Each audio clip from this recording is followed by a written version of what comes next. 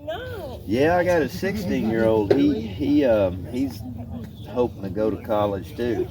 The University of Pittsburgh, right? Well, I don't know what he thinks he wants to go to Ole Miss. He's gotten a girlfriend now though, and it's complicated things. Okay. He's hoping That'll do that. He's hoping she'll stay close, and I'll do then that. maybe they'll. I don't know. We'll see. I just hope he doesn't go. If he goes to Ole Miss, he doesn't go his freshman year. I don't think he's ready. I don't think he's ready to go Too from much Fairfield, temptation, Pennsylvania to University of Mississippi. That's a different speed. A different class. Yeah. What year are you? Senior year. Okay. Yeah, you remember. Did you go freshman year of the mountain? Yeah, I did.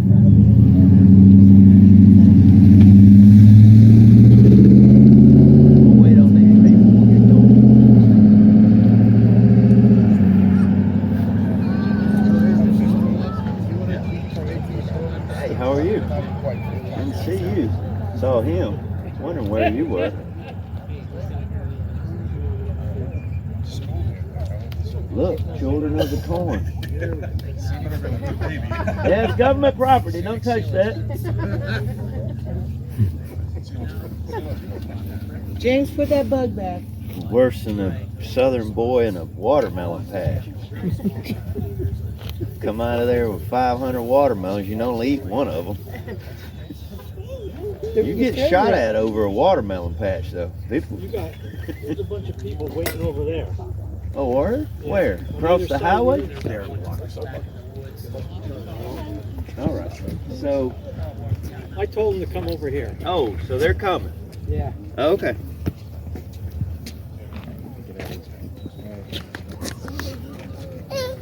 So. Got it made. Got nothing to talk about. Got it made. You got. What more could you want? I know it. Wow. You're gonna be. I tell you what. You're gonna have a happy married life. It's good. It's good to be able to express your opinion freely. She does.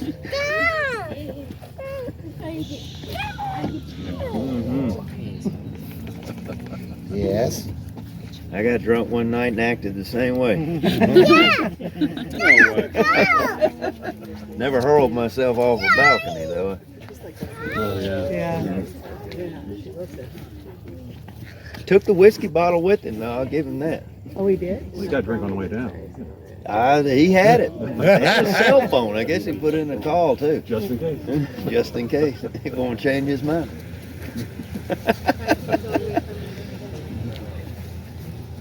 All right, so we'll get started. I'll talk about general overviews and stuff. Where's the truck man? I told truck man I wasn't gonna talk about anything. I lied to him. I don't know where he is now. Nah. All right, let's talk in generalities here as we come up. Hey, how are y'all? Good to see y'all. The last, you everybody. I think so. We think, well, there's a couple people walking up now from that spot. Okay. I don't guess they put it on the, or they put the wrong spot on the website. No, they got it. No, it's right here. Sit here. Buford But Reynolds. the GPS is, the GPS put me down by Lee's house. Oh, Yeah. oh. Everybody's up at Lee's headquarters cursing me right now. You son of a gun. Uh-huh. I had a guy come in the other day. He gave me a good lesson now about something about the park. And I said, well, after he finished, I said, we can agree on something. He says, what's that? Management. And you know what? Management don't work this desk. Oh. No. Meaning I have nothing to do with this.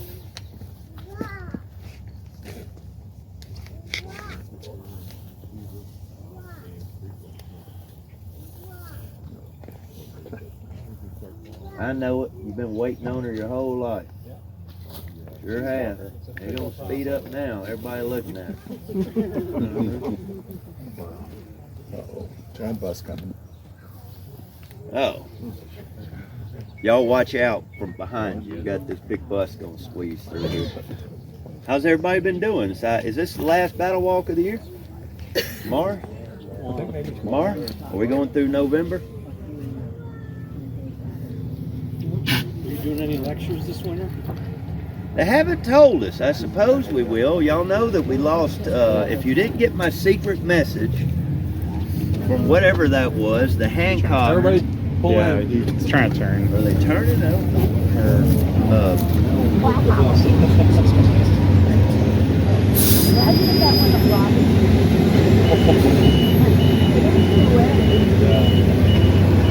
Oh, I think he's got to try to make that turn. That way, he's going to need about the room and we can go. What the fuck you doing here, man? Oh, you want me to move for you? Okay. I'm sorry. You know, I brought this lecture out. I've noticed, you know, I'm a fan. I listen to a lot of different music, depending on what era I'm in, and depending on what mood I'm in. I was getting a big kick out of my high school band, Motley Crue, is back in LA right now. If you want to date yourself, they're back there. Yeah, I know. They're back at the Whiskey A Go Go, you know. So I've been watching that on one hand. Come on, buddy. How are you? You're all over at the other place? Yeah. Are y'all the last? Oh, they're coming. Okay, so I'll kill some more time. Anyway, we'll get started.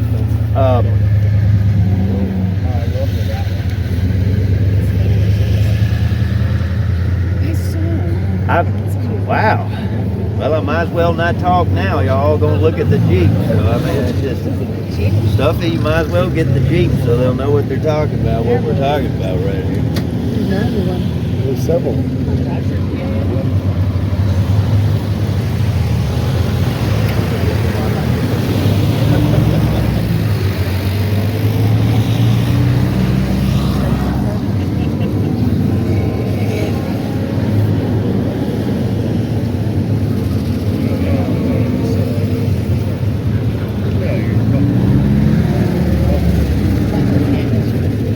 Where this guy fits in. He probably got the Jeep in the back. That's what he got. He's got the parts. That's right. He's bringing the parts.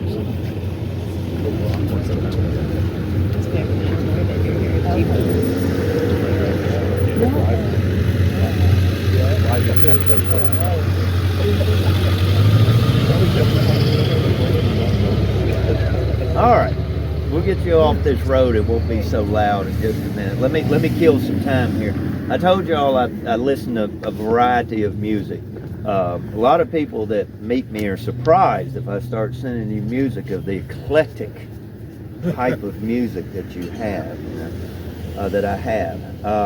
So what I've noticed pertaining to when I got into college, I went on a big. You go from Motley Crue and Black Sabbath and Metallica to, you know, from Your Mother Was a Witch who was burned alive, you know, to Grateful Dead in a short span of time. I mean, you go to Peace, Love, Dove. I mean, you're that's quite a dichotomy right there. What I've noticed about the programs is, you know, like the Dead could play the song 100 times, but they would always play it different. What I've noticed about you people that watch these videos is you'll watch the same program again just to see what I'll say differently when I'm driving at. And Lee Marvin. All right, so what would Lee Marvin do? WWLMD. All right there. So let's talk about something. I started to come out here. My plan is to come out here and try to do, I've got 10 pages. I'm going to skip over some of this and try to do something different. You know, in other words, we'll talk about Heath Division, for example, which Davis's brigade. I'll get into all this in a minute, the detail of it. But we'll go, you know, bigger before we go smaller and try to do something different. Plus, the main thing with these walks before we lose sight of it, is to give you, no pun intended, is to give you a view that you ordinarily would not get. You know, all of you've done this tour road 10,000 times. And so what are you you're out here to see something you haven't seen before. You're out here to learn something that you didn't know about. What at least I assume you are out here. So that's my objective as we come out here today. You buy that hat last night? No, the guy behind you. Feeling optimistic, huh? Looks like y'all gonna win it. I don't know about the Dodgers out here. They tough. What about Cleveland? I was pulling for Cleveland. Oh, I bet you were. I do. I always pull for the small team, small market team, you know. Plus, I'm an AO East guy. I'm from New York, so I have to. Oh, yeah. I have a friend over here somewhere rooting for the Subway Series. What year was the Subway Series? 2000. 2000? I was going to say 98. But my friend Michelle over here is rooting for the Mets and Yankees. I said, we've done it. All right. Okay, let's talk about big picture right here, and I'm gonna wander a little bit, but I want to let's talk about what you can see and what you may or may not have thought of before. I tell people when I give an overview of the battle that Robert E. Lee is basically utilizing, if you know geography, he's basically utilizing Interstate 81. All right. If I say Interstate 81, there's going to be another Jeep show up. Okay.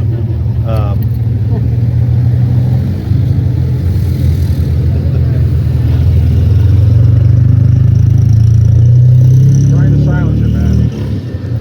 All right, since we're here, no, it doesn't really matter if we hear me or not. I was riding in a back road with a bunch of guys one night in Mississippi. When I say a back road, I'm not talking about a paved alley. We on the back road, you know, where there's no house for several miles. And we're driving along, I don't know what time it is, it's after midnight and everybody's in a good mood. And we're driving along in this Jeep, and I see this mud hole over on the side of the road, and I just decide that I'd just take it, you know, because we're in a Jeep. I'm driving. So I want my Jeep. So, you know, what's the difference between a four-wheel drive and a rental car, you know? You won't take that four-wheel drive just anywhere. But I hit that ditch, I hit that mud puddle, that mud hole wide open. We got out in the middle of that mud hole, and you know what's happening. It just slowly dug itself down. At that point, the Jeep went silent, and the owner of the vehicle told me he didn't have reverse.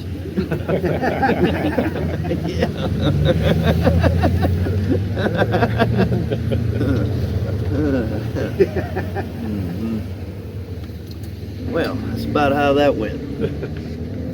Guess who had to get out? Still had a Jeep.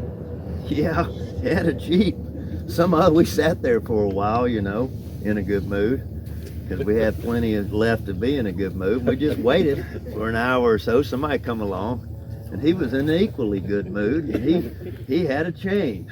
So it all worked out in the end. So don't leave home without it. All right, back to what I was saying. The Confederates are basically utilizing Interstate 81 in order to get up into the north. Interstate 81, if you go over across the mountains, which you see right over here, you can see you'll get on Interstate 81 if you want to go north or south. If you go south, you'll be going through West Virginia, Maryland, in reverse order, and you'll eventually come to Winchester. Well, that's the closest that Robert E. Lee could get a supply base was Winchester. I mean, railhead, I should say. And so that's his jump-off point. Once Winchester is seized, you remember the Second Battle of Winchester, they enter into Pennsylvania after that. And it is under, you know, his first victory, Ewell's first victory at Second Winchester is one of the most complete victories in the Civil War. It gets glossed over by you know, Gettysburg and everything, but Ewell would write in his report that, quote unquote, that Second Winchester was the Thermopylae of my campaign. You know, yep, the Thermopylae. So The Confederate Army, Ewell in the front. If you ever wondered, let's go into trivia here. If you ever wondered why Ewell is leading the vanguard when it comes into Pennsylvania, because Richard Ewell is commanding the remnants of Stonewall Jackson's corps. And Stonewall Jackson's old wing or corps, whichever one you want to call it, is known for their marching prowess. I'm not saying that Longstreet's half of the army, previous half of the army, now he has a third, cannot march.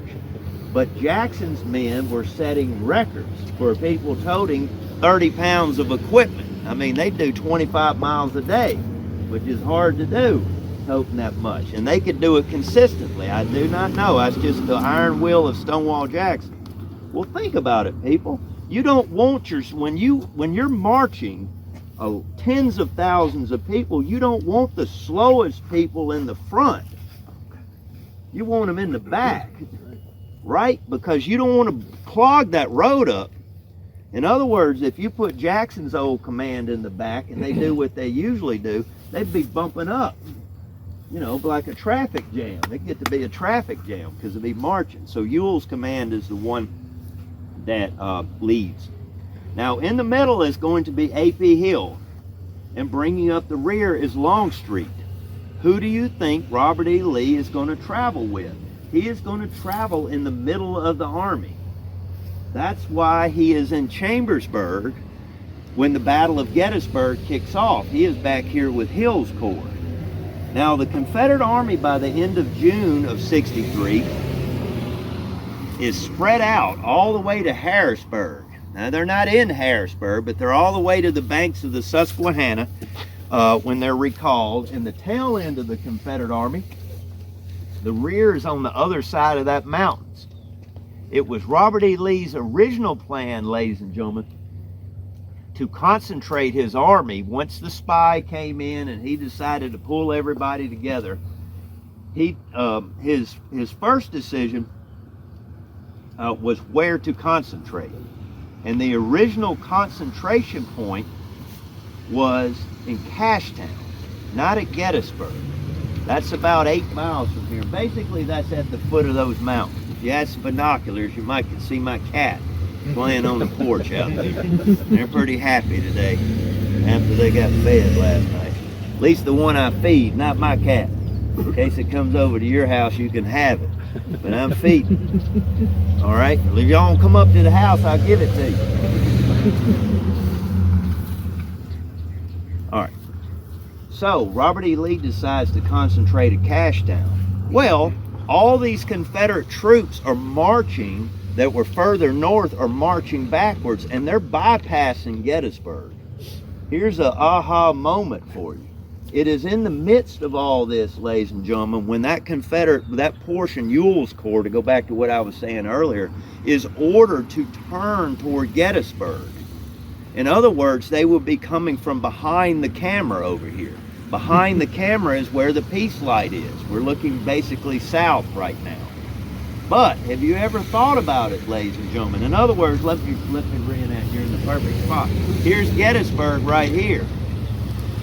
Daydreaming already will not be tolerated this early in the program. Okay?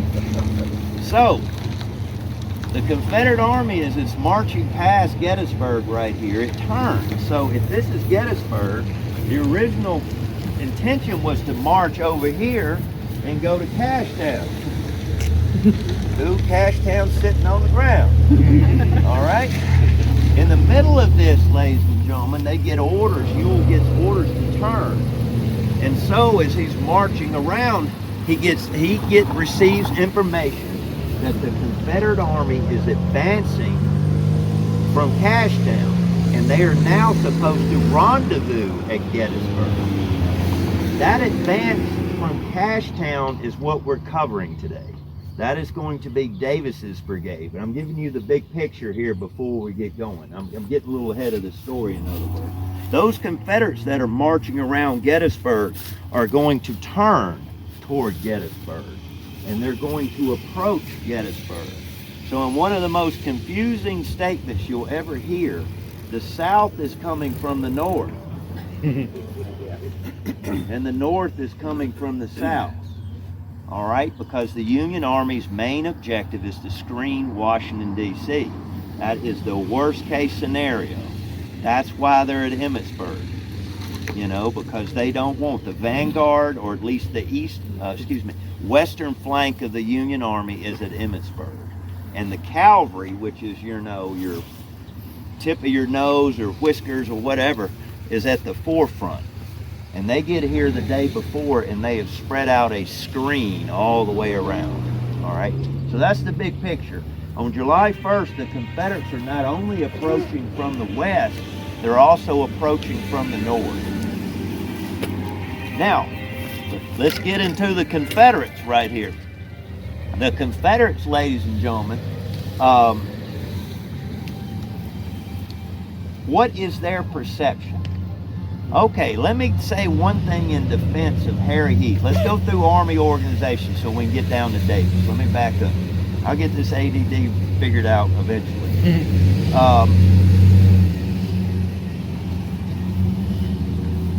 When I say Ewell's Corps was Jackson's old command, and when I say Longstreet had the other half of it, what I mean is Corps command. For those of you that don't know, I'm about to explain it to you because I don't want to ask. I don't want to embarrass anybody. But armies are comprised of corps. The Confederate Army has 3 of them. Richard Ewell, A.P. Hill, and James Longstreet. All right? So, each corps is comprised of 3 divisions.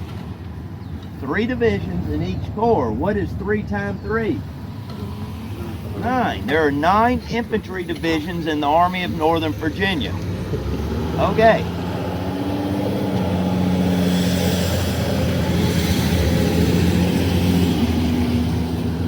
I want one of those.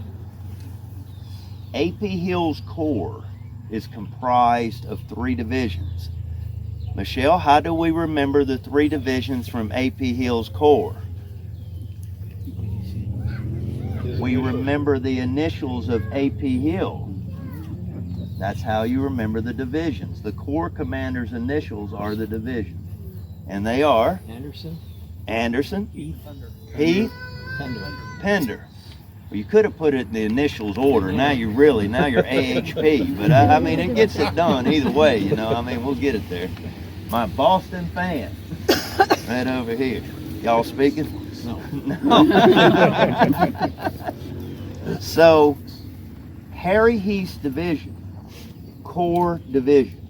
Divisions are comprised of brigades. Harry Heath's division is comprised of 4 brigades. All right? We are following today, out of those 4 brigades, we are following one of them. Joe Davis's brigade, which I'll get into in just a second. Who comprises that? They're not even all here. But we're comprising Joe Davis's brigade of Harry Heath's division of A.P. Hill's Corps. All right? And above that would be Robert E. Lee. All right. Back to the original question. What is the Confederates' perception that day? All right, on June 30th, James J. Pettigrew, another brigade commander in Harry Heath's division. That would be the same level as Joe Davis. There is not adequate Confederate cavalry in advance of A.P. Hill's Corps. In fact, they don't have any in advance. When that happens and you don't have horses, guess who's got to take up the slack? The infantry. And so, in one of the most unnecessary marches of all time, James J. Pettigrew's North Carolinians march all the way to Gettysburg the day before. They arrive, I'd have to see if the time is written down, but they arrive in time before the Union cavalry gets here. They look off in the distance. I take it that you could see further to the south without all that wood line right there. Not directly to your left, but off in the distance. You could see further. In the distance, James J. Pettigrew sees Union cavalry coming up. His orders are not to bring on a general engagement, but to see if there's any enemy forces here at Gettysburg. Pettigrew sits there and studies that Union cavalry for a while. He has got around 2,500 men with him. I mean, he's not, got, a whole corps with him, but he's got enough men where he can feel safe. He's not out here with two, so to speak. He's got a bunch of friends. But when he looks through the binoculars, he's been in war long enough to know when he's looking at somebody that knows what they're doing and somebody that does not know what they're doing. And that Union cavalry in the distance is maneuvering like regular Union cavalry. In other words, they look like they are regular units, not militia, not National Guard. And so that disturbs Pettigrew. And Pettigrew, dutifully before the cavalry can engage with him, he turns his column around. Those 2,500 North Carolinians start marching back to Cashtown. Oh, the Union cavalry comes up, takes a few shots at him. But they're in the war, they're in the middle of the war. It's nothing but a fly, around the bull. So they go back, and Pettigrew dutifully reports what he saw to his boss, Brigade Division. He goes to his boss, Harry Heath, and he says to Harry Heath, he says, General, I saw Union cavalry up there, and they look like regular. And Heath is like, did you see any infantry? He goes, no, I did not see any infantry behind them. But they look like Union cavalry, and I do not know what's behind them. Heath is concerned. He has received orders to advance his division, who's in the vanguard of Hill's Corps, to Gettysburg the next day. Heath, in turn, Brigade Division Corps. Heath goes in turn to his boss, A.P. Hill, and he dutifully reports to him what he saw. And Hill does not believe him. Hill doesn't believe him. And he argues with him for a while, maybe we ought to hedge our bets, maybe we ought to do something different, maybe we ought to, whatever. Hill will have none of it. He goes back and he tells Pettigrew, Corps Division Brigade. He goes back and tells the brigade commander, our boss doesn't believe us. Pettigrew and Heath talk again, and Pettigrew and Heath are so concerned that they go back to A.P. Hill to talk to him again. This time, Heath brings Pettigrew with him, the man who witnessed it. He brings him to Corps headquarters to tell Hill to his face, I saw what I saw in front of me. When they get there, Hill receives them. And as you know, I'm not telling you anything you don't know, Hill's been sick, right? Yeah. Yeah. Do you want to say it? Prostatitis. Bronchitis, yeah. Prostatitis. Mm-hmm. A night with Venus has cost him a lifetime with Mercury. All right? So, she's rolling that around her head right now. I'll explain it to her later.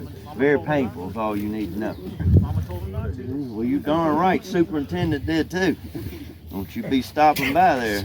He needed Merle Haggard, what he needed. Mama tried. But anyway, for all you country folks, Merle Haggard, he went to prison. In fact, I think he was there when Johnny Cash gave that concert. I think he was in the crowd. I think he was. Anyway, I'm digressing. ADD. Hill sits there and listens to him. And he says, I am just, Hill reportedly, according to Heath, turned to the general and he says, I am just from General Lee's headquarters. And he reports that the enemy is no closer than, I want to say Frederick, that's not the exact word or whatever. And that there is no enemy in front of you. That's the latest intelligence. That's the Confederate perception. If you want to understand them, that's what you got to understand. The Confederate perception is, A.P. Hill, is that the Union Army is nowhere close to Gettysburg, Pennsylvania. Now, he doesn't say this in the account. I believe this is in Lee's staff officers, either Marshall or Taylor, I forget which one. But one of the Lee staff officers also reports something very interesting about that spy. The spy informs Lee and Longstreet that the Union Army is in Maryland. That's all correct. But the key piece of information, the second key piece of information, is that the Union Army is reported to be moving west instead of north. Why is that a big deal? If they're moving west, they're moving toward I-81. And Robert E. Lee doesn't want them on Interstate 81. He doesn't want them between them. See how I'm wrapping this together? He don't want them between Interstate 81 and Winchester, Virginia, which is his railhead. All right? And so how does Lee get the Union Army to stay on this side of the mountains? Comes here. You come to Gettysburg. And from Gettysburg, Washington, Baltimore, Philadelphia, Harrisburg. Heck, if you don't like none of that, once you get here, if you don't really like it, there's your safest spot. Take the whole army over the mountains again. And once you're on the other side of the mountains, you might as well just have a big, big fog machine up right through here, because the Union Army can't see. But anyway, all this adds together, and they're having this conference, and I'm gonna figure out who's wearing that patchouli before I get off this tour right here. There's a hippie in here, I know. I'm just gonna have to find them. All right. Do you know? Well, you know what you call a lady that marries a hippie? Mississippi. No, I can say that. I'm from there, right? So, pronunciate it correctly. So the final of the conference is based on what A.P. Hill's perception is, based on what Hill was told by Robert E. Lee, is that the Union Army is not in front of him. And A.P. Hill, especially when he was sick, if you notice this, I'm thinking of the Wilderness. Him and Heath have a repeat conversation, a year later outside. When Hill was sick, I think Heath was a very, reading between the lines, when he felt correct, he could push, he could press, and it irritated his superior at times. And Hill just snapped at him. Maybe that's too strong a word, but he got tired of the conversation. And it looks like to me that Heath just threw up his hands on the night of June 30th, and he goes, well, if there's no objections then, I will march my division tomorrow to Gettysburg and get those shoes. That's where the source comes from for the shoes. It comes from Harry Heath. And I want to tell y'all, he does not use, but everybody poo-poos this shoot thing nowadays, which we all know is not here. There are no shoes here. But that has nothing to do with it. You're focused on the wrong point. Did they think there were shoes here? That's what you need to ask yourself. And that's the question that's the hardest to answer before you dismiss the shoot thing. Did Harry Heath really think that there were shoes here, or was he covering up? He writes in August of '63, he does not use the word shoe, but he writes in his official report that he was coming here to Gettysburg to get supplies. Now he uses shoes after in his memoirs, long after the war is over. Maybe both are correct, maybe neither. I don't know. But that's what he's saying, and he's saying it consistently, even from '63, before we dismiss that whole thing. And he says, no objection, I'm going to march to Gettysburg tomorrow and get those shoes. And reportedly, A.P. Hill looked at his subordinate, his division commander, and he said to him, none in the world. And so, ladies and gentlemen, coming down that turnpike, on July 1st is Harry Heath's division. You all know this story. I'm not going to go into detail about this because you already know. First shot is fired around 7:30 in the morning. Who is it fired by? It is fired by the very cavalry that Pettigrew saw the day before, who has come to Gettysburg, and they have spread out in a screen all the way around this place, right through here. So you got Union cavalry facing to the west, and you got Union cavalry facing to the north, all the way around this town. And here come the Confederates from both directions. The Union cavalry is doing what they're supposed to do.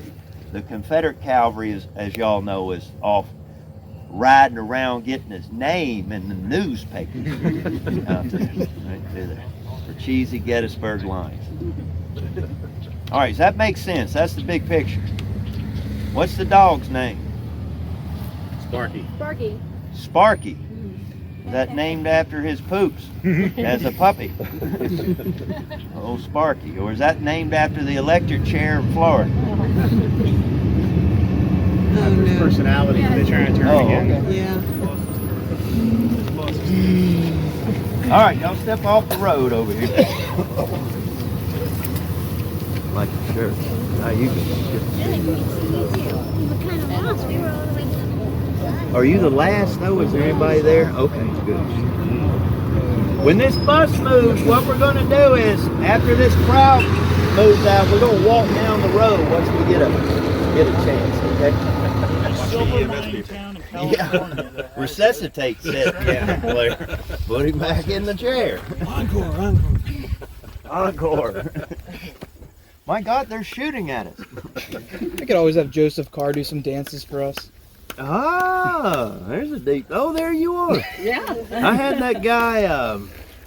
We were over at Spangler's yesterday, this gentleman and I, and when you left, they warned me about you today. They said, you better have your notes ready. That guy's going to know what he's talking about tomorrow. And so, we don't get this thing started about 11, I swear. Did you ever find his hat? No, I did not. Which one do I have on? This is the winter hat. And I didn't find that old green hat, but I did have a visitor we'd like to recognize, Mr. Patrick Mendoza from Texas right now. He was an old park ranger, co-worker of mine down at Manassas when I worked there briefly, and he left the Park Service because he wanted to make real money, you know. And so he now has the beautiful wife and the beautiful house and the beautiful BMW sitting out in the driveway, and I'm driving that old Honda. But nevertheless, in his closet he had a mint condition old school Park Service hat that he never wore, and he mailed it to me. Oh, nice. Yeah, isn't that cool? With the green back instead of the black back on it. Yeah. Nice. Well, the ones with the black on it, the sweatband, they changed the sweatband. I don't know what it is. It's crap though, and it stinks very easily.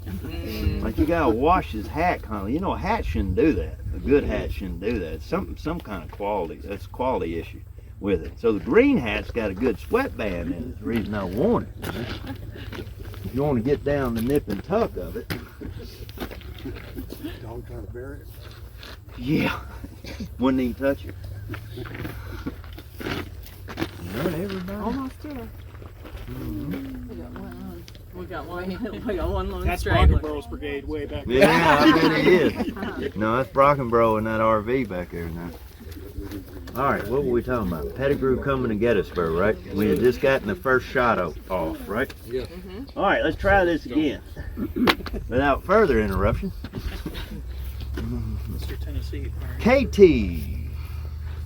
promoters are proud to present. You gotta do the Elvis introduction, didn't it? Oh, I can't pronounce that. Yeah. I call it 2001 Space Odyssey, but it's got another name for it. Say it. What's it called?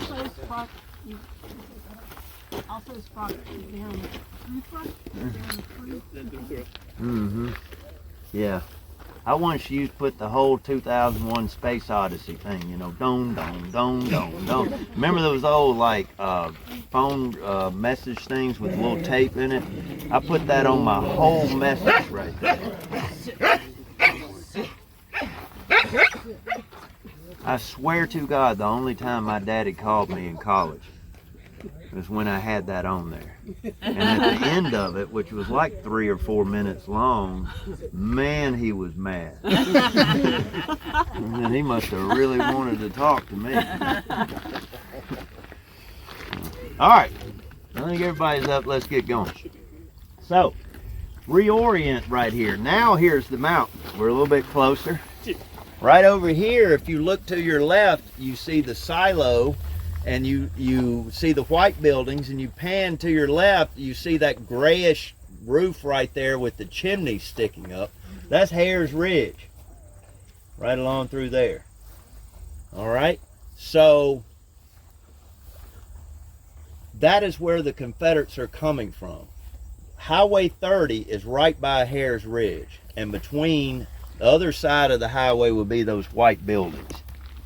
All right, so at our last meeting, Pettigrew had tried to tell his superiors what was in front of him, but his superior was having none of it. And so Harry Heath is coming down that highway. At 7:30 in the morning, the first shot marker, which is out, I don't know, maybe 1.5 miles, 2 miles this way. Have you ever clocked it? How long? About 2 miles. Yeah. About 2 miles out in that direction. It's still set up. We now have a parking lot there, believe it or not. Now, when you come out of there, it's not hard getting in there. It's hard getting out of there. When you come out of there, if you're going back toward Gettysburg, hanging a left, you better have the hammer down when you come out of there, because it's traffic coming over the hill. But at that shot, at that ridge, is where Sergeant Marcellus Jones at 8th Illinois fires. Now, what you can't see, what you sort of can see, but not all of them, is look at that ridge up there. And this gets into the terrain that we're going to be following. Now look at where you are. Look at what you're standing on. Look behind you. Look how it ripples all the way up. I'm going to turn y'all around. We're going to walk all the way back up to where your car should be parked correctly by now. And right through there. Look over there. Now you can see the spires, or if you will, you can see the steeple at the Lutheran Seminary. Okay, well that steeple wasn't there, but that cupola was to the right of it. So that's what they can see. Now, going back to the ridges, I liken this to throwing a pebble in a pond. When you throw a pebble on still water, what does it do? It ripples. So where you see the big mountains out in the distance, it's like a ripple effect all the way to Gettysburg. Ridge after ridge after ridge after ridge. And so the Union cavalry utilizes those ridges to fall back one after another to prepare defensive positions. I don't mean fortifications, but to prepare defensive line. And they get back here and they delay the Confederates. Now let's reverse ourselves. Let's go back to the Confederate side. If you're a Confederate officer, you know, it's a small army after all. I'm sure Harry Heath had told him, and I'm sure Harry Heath will probably be somewhere near the front if he had anything worth his salt right there. But instantly he's in some kind of combat with Union cavalry, and it takes him several hours to push them back to Gettysburg. What is the mentality of Harry Heath during this whole time? Harry Heath, to me, is key. Every time he gains another ridge, he is looking out here, ladies and gentlemen, out in the distance, trying to see what's behind this cavalry. Cavalry is usually behind it a screen for Union infantry or Confederate infantry, depending on how you're using it. But usually cavalry portends a larger force behind it. And Harry Heath, as he gets to ridge after ridge, is looking, and he has seen nothing. Now let's wrap it all together. Hare's Ridge, right in front of you. Harry Heath pulls up. He finally has the Union cavalry back on this last ridge, and through his binoculars over there, where those white buildings are, he can see the cupola and some of the town, maybe some of the tops of the buildings off in the distance. Look at where he is, and look at where the town of Gettysburg is. You can read 1,000 books on the Battle of Gettysburg and never get it. He can see his objective. You have to understand the mentality too. Harry Heath is commanding 7,000 to 8,000 men in his division. You have to understand the mentality. He is the vanguard of that western column, and behind him is another division of Confederate infantry under Dorsey Pender. And you couple all that with Heath bringing up not a battery, but a battalion of artillery, which is usually 4 batteries in the Confederate Army, with all the horses. You put in all the wagons, which will be ambulances, you put in the supply wagons, you put in the men, you put in the artillery, and you have got a column, ladies and gentlemen, that was stretched probably almost all the way back to Cashtown still. In other words, nobody can move until he clears the road. Right? Absolutely. So he's got to get the road cleared. Well, his objective is Gettysburg. And you have to understand the mentality. Come here for a second. All right, let's make him, who's the worst team in the NFL right now? It's Jaguars. Yeah, you're right. Saints, Jaguars, Browns, probably. Browns. Now, Browns may have more wins. Although they're trading, they're going to get worse. Hang on. Right here. You take the worst NFL team on a given year. I don't care who they are. You take the worst NFL team that you can think of, and you put them up against a lower school. Let's put them up against Mount St. Mary. All right, do y'all even have a football team? All right, well, the swim team is going to be, he's going to come out and play the New York Giants. Okay, so here they come. Hairless, of course. Out to play a football game right there. And maybe the best laugh I get. The mentality of the Confederate infantry is infantry is not stopped by cavalry. That is what their mentality is. So you couple in the logistics problem, which I just told you about, and you couple it with the mentality that these men have. These are hardened, I don't mean like prisoners or whatever, but these are experienced combat veterans, from privates up to officers. These men don't scare easily. I'm not saying they're comfortable in it, but they know what to expect. And a bunch of cavalry is not scary.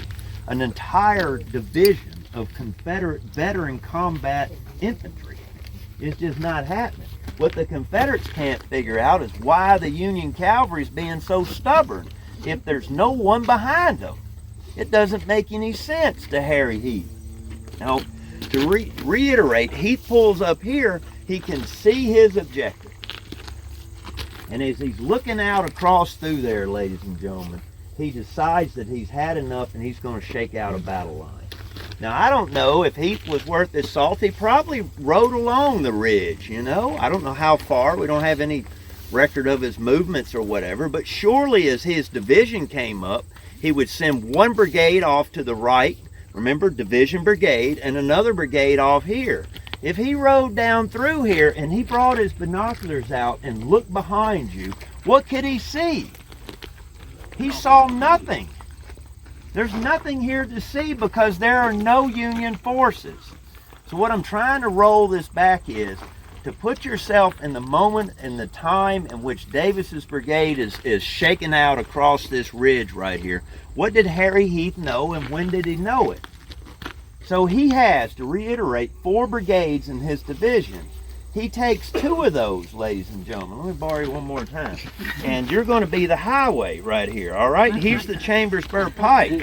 He puts 1 brigade on this side, Archer's brigade, which we won't be doing. But on our side of the highway, he puts Davis' brigade, who we're following today. And Davis locks his flank in on the highway.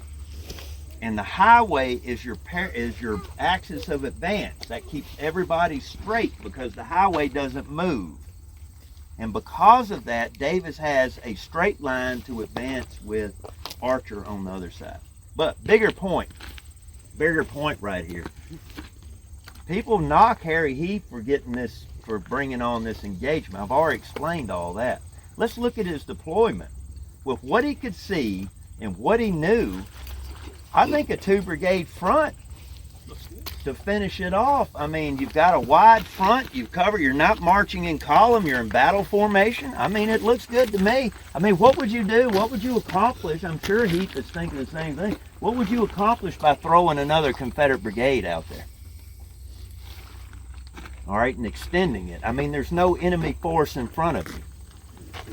And so they start pushing ahead, and the rest is history, right? Stop number one, all of you've been to it. The Union infantry starts to come up, and right in the nick of time. Well, the hardest thing, if he's the Union forces, the hardest thing in combat is once you're engaged with somebody, is to what? Is to break it, is to get apart, you know? It's like two cats, you know, that are in love. I mean, that's a heck of a thing right there. Two or two. So he's engaged before he can do anything about it. And as we know, to finish off the other side of the road, Archer is going to be repulsed first, and then Davis's brigade will be coming up behind. That's what we're going to be following. Any questions about the big picture so far? All right. Okay. So we'll finally get into the program. Tom would say program. Tom would say program. All right, let's start with Joe Davis.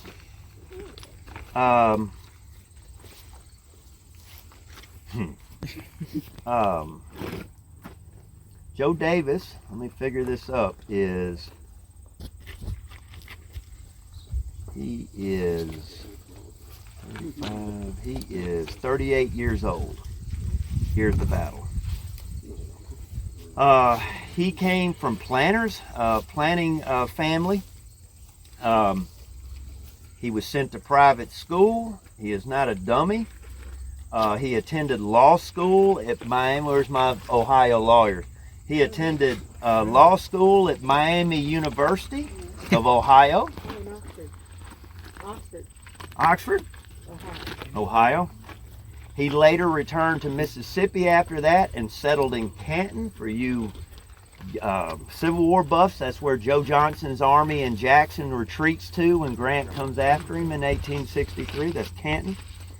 And of course, income came with the practice, which he had, and eventually Joe Davis owned 65 slaves by 1860, which is an enormous amount of wealth. This was an increase, to show you, from 39 slaves previously owned in 1850.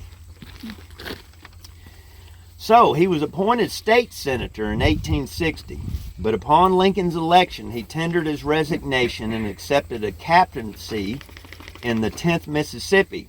He was later elected lieutenant colonel of the regiment.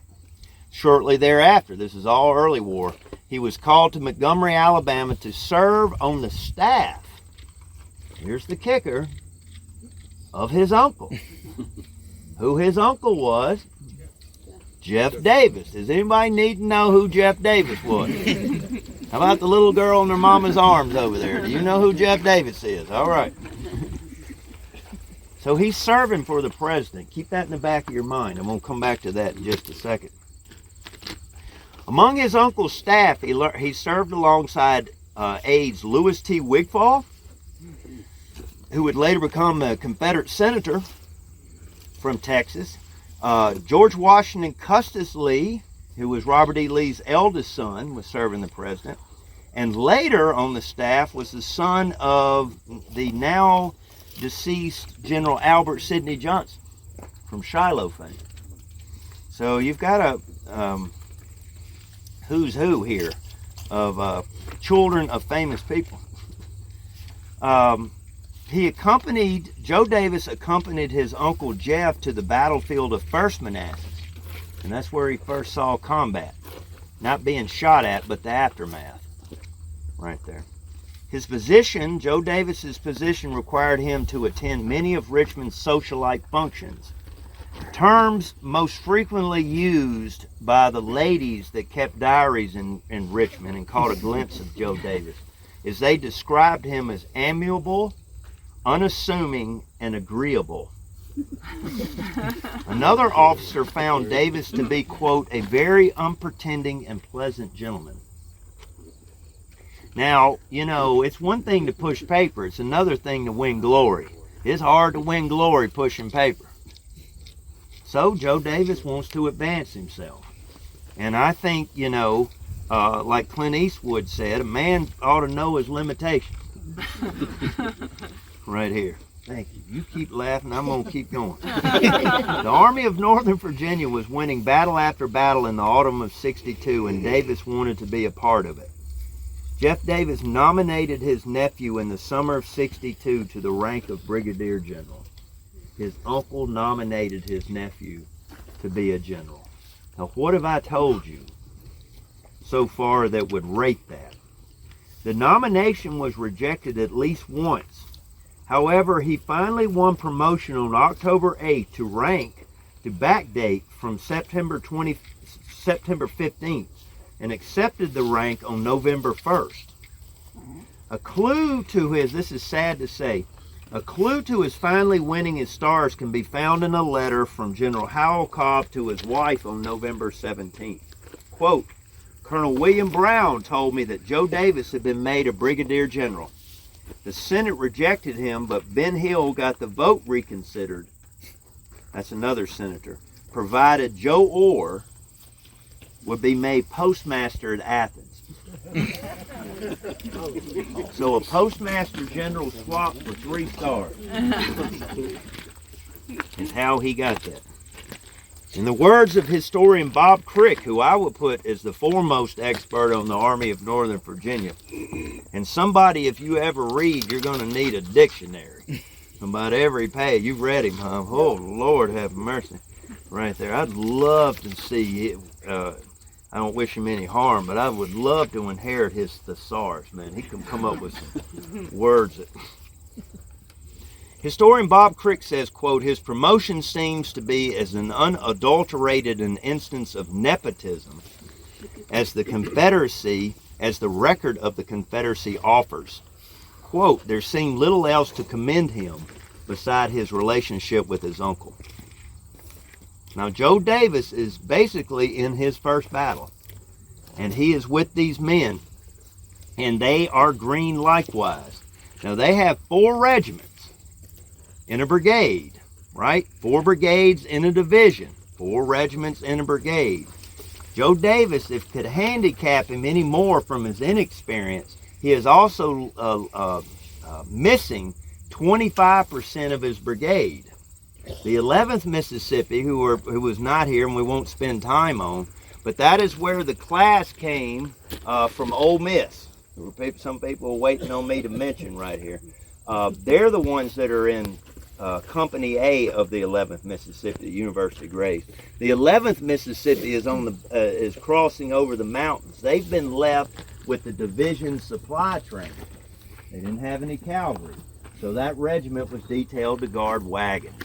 But they're not up here at the front, and so only 3 out of the 4 regiments are here. Who are they? 42nd Mississippi had only recently been raised in May of '63. Their Colonel Hugh Reed Miller had seen prior combat experience in the 2nd Mississippi. He was from Pontotoc, Mississippi. If you get a chance, you want to know more about Hugh Reed Miller would be mortally wounded to pick his charge to get ahead of the story. But I did a talk for the Gettysburg Foundation's, what do they call that? Sacred Trust. Sacred Trust, right there. And that video of I did the story of Hugh Reed Miller. It's kind of interesting. He died on Chambersburg Street in a private home after the battle was over. Anyway, Miller was a native of Pontotoc, Mississippi, and of course had strong secessionist proclivities. He was part of the secession convention, but he's bringing them on the field. Seemed to be a competent fellow when it came to leadership. The men liked him. 55th North Carolina. This is an anomaly. By this time in the Civil War, they wanted both sides, ideally wanted all brigades by state to encourage esprit de corps, or esprit de state, however you look at it. The 55th North Carolina is the only North Carolina unit out of 4. The other 3 are Mississippians, just like Davis. Anyway, they're under the command of John Kerr, K-E-R-R. Somebody get take a shot. Kerr? Connolly. Colonel Connolly. What is calling Colonel Connolly? The 11th and 2nd Mississippi came from the Shenandoah Valley to complete the brigade. And unlike the other 2 regiments, the 55th and the 42nd, these units had extensive combat experience. They had served with the Army of Northern Virginia since First Manassas, where they had fought under Bernard B. What is Bernard B famous for? Stonewall Jackson's nickname. Then they had served successively in the brigades of W.H.C. Whiting. Everybody remember what Whiting's famous for? Whiting's outside the 7 Days campaign. He's commanding some of the Mississippians when one of the civilians came up to him and he says, "One of your men shot one of my hogs." And General Whiting looked at him and he goes, "How do you know it was one of my men?" He goes, "Well, it was a Mississippian." "Well, how do you know he shot the hog?" And he says, "I heard him squeal."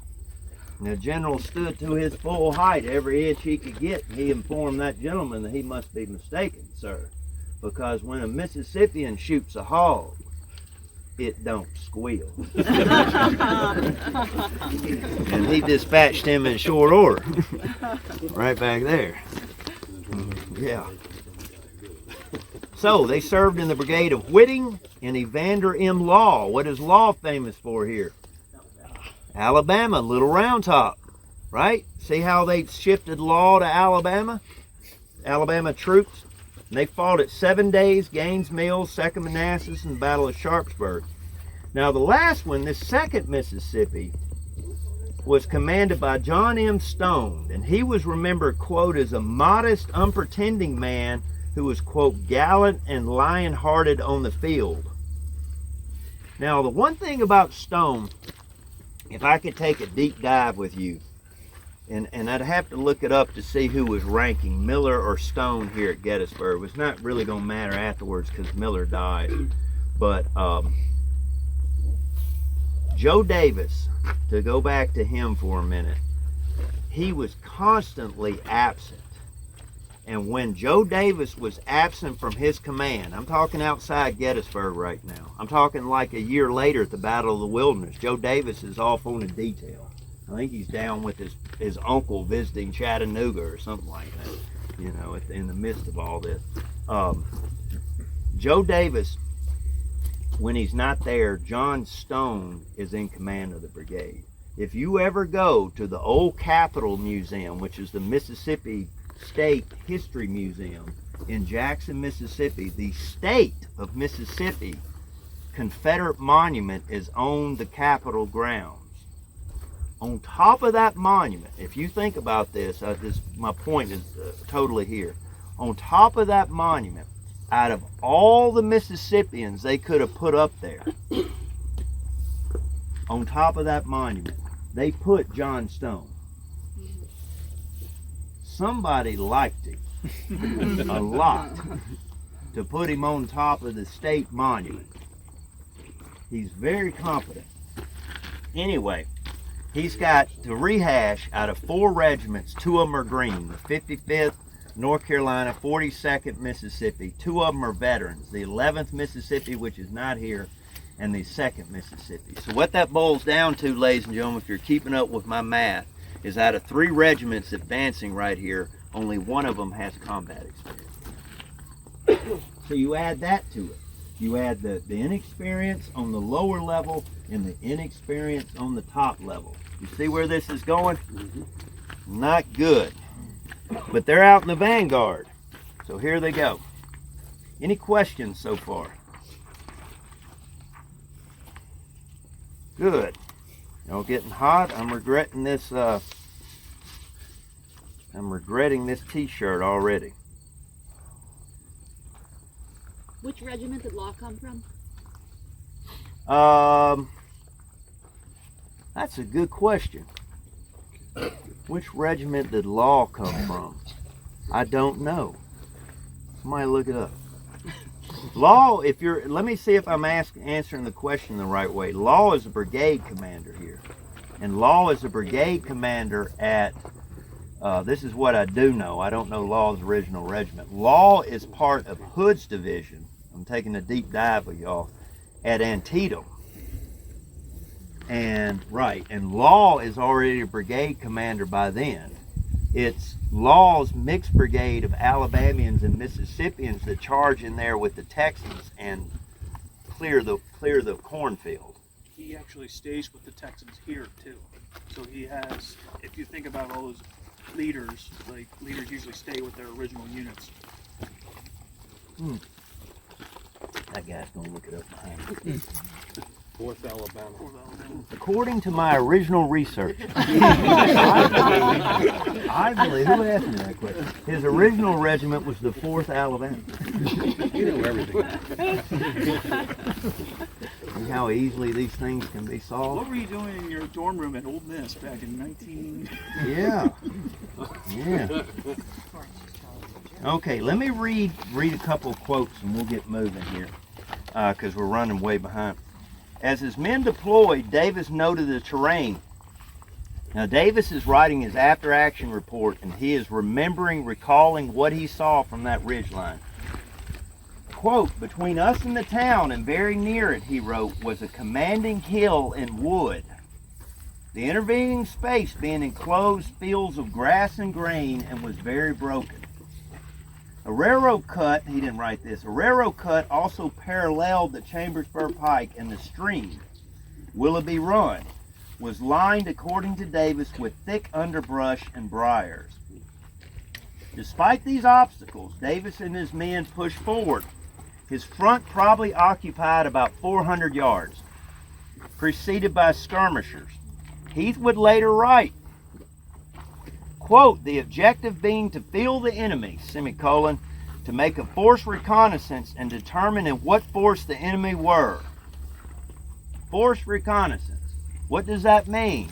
A forced reconnaissance. When you move them, right? You want to push them back and develop the enemy. You want to see what kind of strength they're in behind that screen right there. In other words, you uncover it.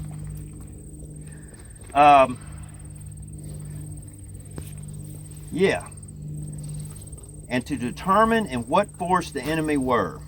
Now, as I already stated, Buford's cavalry has fallen back, but they were no match for the overwhelming force of Davis's brigade.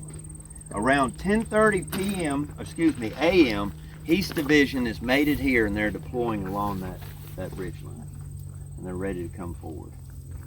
Now, when they come forward, the reason I walked you out here today is where you see those right over the corn right here. Oh, everybody always likes that. I have people, random people, come up to me and they say, Matt, are you going to go out in a field of corn today? I said, I do not think I will be going. Let's pivot right over here, Stuffy. I do not believe that we will be going in this field of corn. But what I'm about to tell you, ladies and gentlemen, is that this action, which I'm about to describe to you, happened right here in this field of corn. And on the other side of said corn, on the other side of the railroad cut, you might notice some milo. That's with the W on the end, right there. Some gentlemen called it sorghum, but I don't believe it's sorghum. I believe it's milo, which is a distinct cousin of it right there. Anyway, back to the original point. Where you see those great buildings right over there, right over the corn, that's where I used to live back in 1999. That's the Gettysburg West Apartments. Should be a plaque on the door, right there. I come off the steps one time. I was late for something. I left something in the house, and I was in a basement apartment. And I come off the steps. I came in there real in a hurry, and it just started raining, and my feet came out from under me.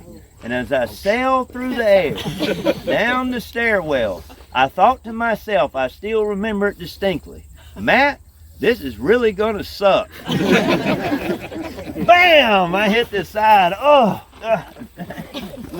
You know when you drag the leg in after, you got to, yeah, anyway. That hurt. So anyway, that is the right flank. I'm reversing myself from you. That is the right flank of Davis's brigade, where that apartment complex is. And the reason I brought you down here is right here, ladies and gentlemen, right in this area, is going to be the left flank, out in here. So, let's do it now. Well, you've been waiting on this all day. You could have wore a Confederate shirt for the thing. Come on up here. You're ruining my whole thing with that shirt on. I can't believe it. Who else is here? How about you, Red? Come on up. Better watch that. You're going to burn. All right.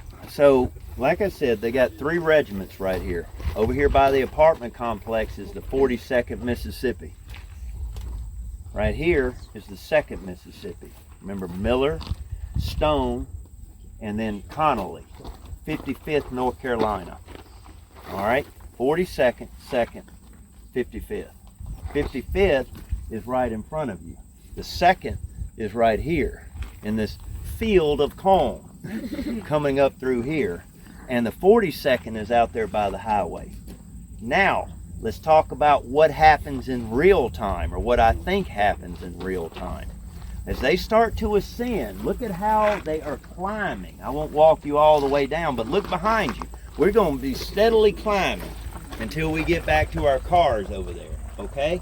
Look at the terrain. As the Confederates start to come up through here, the terrain, for example, that tree line you see in front of that apartment complex is Willoughby Run. Willoughby Run is thicker and deeper over there by the apartment complex, meaning that the 42nd Mississippi right here is going to have a more difficult time crossing. Plus, you're in the right space. They are directly in front of the remaining Union cavalry and by now Union horse artillery, Caleb's battery, if I remember correctly. And they are firing directly at the 42nd. So what I'm saying is, it should not surprise you if this is not a perfect line. I think the 42nd on the Confederate right flank is lagging behind for a number of reasons. The terrain, and they're meeting resistance. Over here, that's not happening. So that's why we're going to start on the left and make our way around to the right flank. Make sense? Yes. All right, so how they, you stay here. How they actually advance is they start coming up right through here, right? And you are lagging up. You can come on up there, USA, and right up to here. Okay, and they may have even been staggered as they come up through here. What I do know is that John Connolly and the 55th North Carolina are stretched out ahead. And I don't think we restored it, but right over here in this tree line, we'll just make it this little tree line. I may be a couple yards off, but that first tree line you see right here, there was a fence that went through the middle of the field, kind of paralleled the railroad cut, if you will. For some reason, John Stone, the colonel of the 2nd Mississippi, cannot get his horse. I don't know if it was across the stream, he needed to get the other side of the fence, but he dismounts in order to assist him to get across, and he's shot at that point. And so command is already gone right here. We'll get back to that in a second. So anyway, as he goes down, they rush up to Colonel Stone and they go, "Colonel, are you all right?" And the colonel will have nothing of it. He says, you know, "Don't worry about me. Just keep ahead of the North Carolinians." That's what he's worried about. Make sense? All right. Any questions? Let's, as we turn around and walk back, this is the experience. This is where I don't need to talk. This is all for you, all right? When we turn back around and we're headed in that direction, you're in the steps of the 55th North Carolina. I want you to imagine yourself. I'm not going to straighten y'all out in a line or whatever, but your imagination can do far more than I can, all right? I want you to picture a line of Confederate infantry as they start to come up. And what they start to appear, they're looking on the crest of this hill. and they're looking for any sign of activity right here. And what are they going to start to see as they get closer and closer? They're going to start to see Union infantry. And that's going to be our next stop. Anybody would get on the USS Cairo, asked a retired Navy man, because they had hot racks. You know what a hot rack is? And he said, he looked at me like I was stupid. He goes, well, it beats walking, don't it? Yeah. I said, well, all right. I reckon so.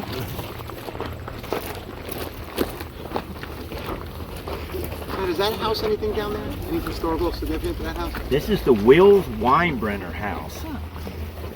And if you get to stay here as a seasonal employee of the Park Service, this is the place you want to be, because this several years ago was fixed up by the foundation for the president.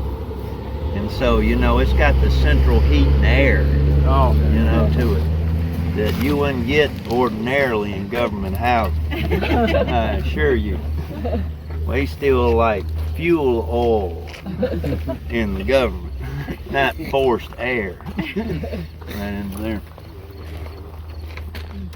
All right. Let me say one more thing. A visitor brought up a good point while we were walking up. Why didn't Robert E. Lee deal with this? Joe Davis. Why didn't he deal with it?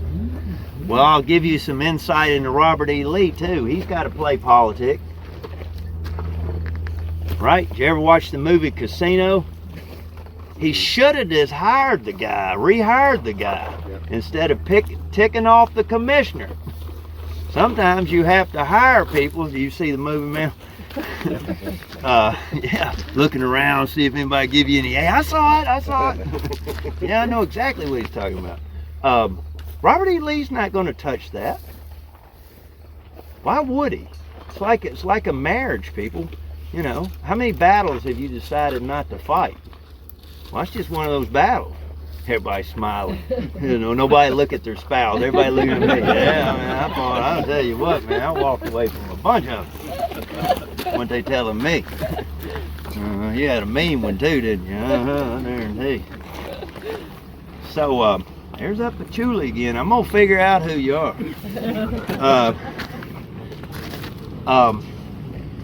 Robert E. Lee does not, ordinarily, he would have gone probably on the scrap heap. Davis, along with Iverson and O'Neill and the rest of them, you know. But no, that ain't gonna happen. Lee would not tolerate an officer being absent from command like that, like Davis over the course of his career would do. He would not lead a, no, you don't do that. Lee looks at you not only as a combat commander, but he looks at you as how well you take care of your men, and that's very important to Lee. And personally, or as a, you know, an army leader, and I don't know, he just went for whatever reason. I imagine Joe, like I described, was well liked too. Let me put it one more time. Robert E. Lee was comfortable with John M. Stone out there. He probably wouldn't fight it. If he wants to go, Joe wants to go somewhere, bye-bye. All right, well, have a good time. We'll get somebody. All right. The 55th North Carolina, who has never been in combat, remember they're the left, that's what we're following right now. They are 640 strong. They appeared first, as I said earlier, and considerably overlapped the federal line that was coming into position by now. Who is that federal line? We can't see it very well, but obscured by these trees along the crest of this hill is going to be 2 regiments of Union infantry coming into position. I think it was somewhere, if it wasn't right here, it's somewhere in this vicinity that Connolly first sees those Union infantry deploy.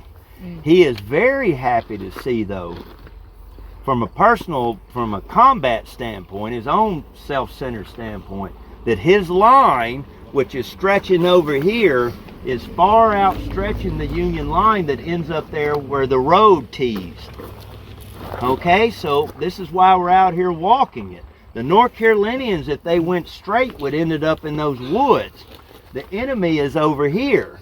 They've not only got the 2nd Mississippi and the 42nd, which will be up shortly. They won't be, they'll only be a few minutes behind, but they'll be ascending the hill as they come up. If I'm Colonel Connolly, I'm ready to go. I mean, this is every soldier's dream right here, because I don't see any opposition in front. So I'll ask you, we'll get around to the Union, who they are in a minute, but I'll ask you, if you're the 55th North Carolina, 640 strong, what are you going to do? What is your plan? Flank? To wheel them, to flank them. Everybody's right here. You want to come in and you want to flank them. Don't you have Michelob Ultra there for a minute? No, be vodka. No, let's go. Vodka! I'll tell you what. Yeah, I know about that. Woo! I hit a light pole on that stuff one night. Going to an AC/DC concert. Never made it. That song, Have a Drink on Me, every time he says that, you go back in black. That don't work with vodka. Anyway, that's another story. Firing as they advanced, the Green North Carolinians raked the front and flank of the Union forces. And 55th North Carolina is going to envelop them. Let me read you this.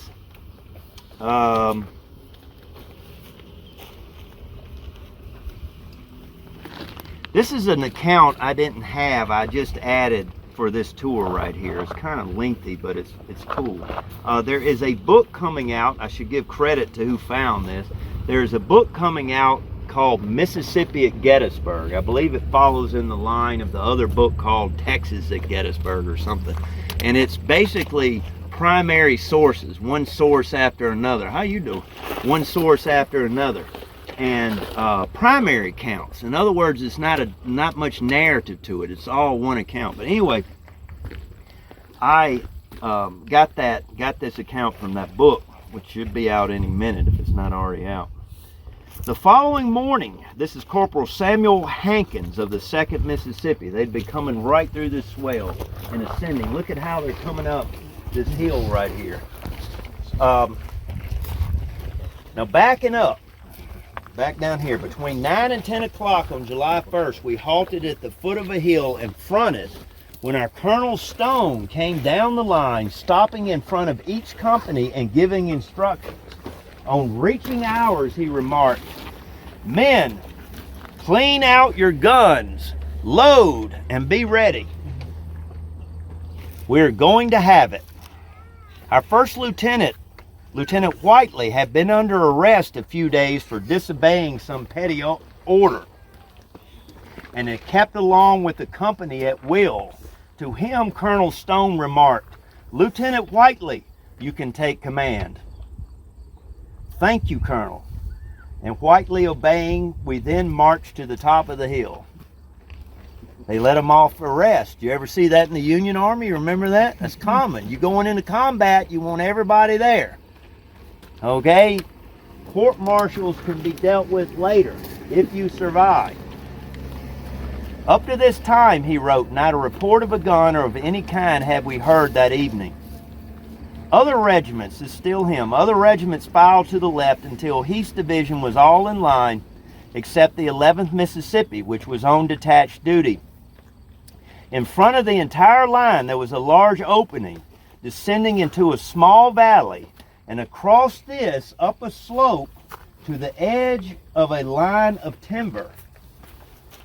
Now, I don't know if he's talking about this timber or that timber right there, but this is what he recalls. The entire opening appeared to be covered with wheat, ready for the harvest. So you wouldn't have had a field of corn right here. You would have had wheat. To our left, we could see a long way down the valley, though to our right, only a short distance could be seen on account of the hills. Makes sense to me. Couldn't see much to the right. 20 or 30 paces in front of us, Bradford's Mississippi battery had unlimbered and been placed in line. Just as we came to a front, I noticed one of the gunners directly in front of me lean backward, as did all the rest, and jerked the wire that fired the first shot. as a signal for the opening of the greatest battle ever fought on the American continent. Now there's another first shot for you. What he means by that, well, he means the first shot. What he probably saw was the first shot from the Confederate artillery. And remember, Archer's brigade is leading the advance, not Davis, so he probably never even heard the shooting with the cavalry, or may not have, with the cavalry up front. Okay, so they pull the lanyard. I saw the shell when it exploded in the air over the enemy's line, which extended just in front of the skirt of timber as far as we could see, both to the right and left. They were in the wheat, however, lying down, though plainly seen, while their officers rode up and down their lines. As soon as the shell from our gun exploded, I noticed the smoke rise from our guns. Then came the report, and shell which exploded over our heads but did no damage. In other words, the Union artillery started their counter battery fire. In the meantime, we had thrown out a skirmish line. Y'all know what skirmish lines are. That is an infantry line with about 10 to 20 paces between each soldier. They're like bird dogs, right? You don't take soldiers and line them up shoulder to shoulder when you don't know what's in front of you.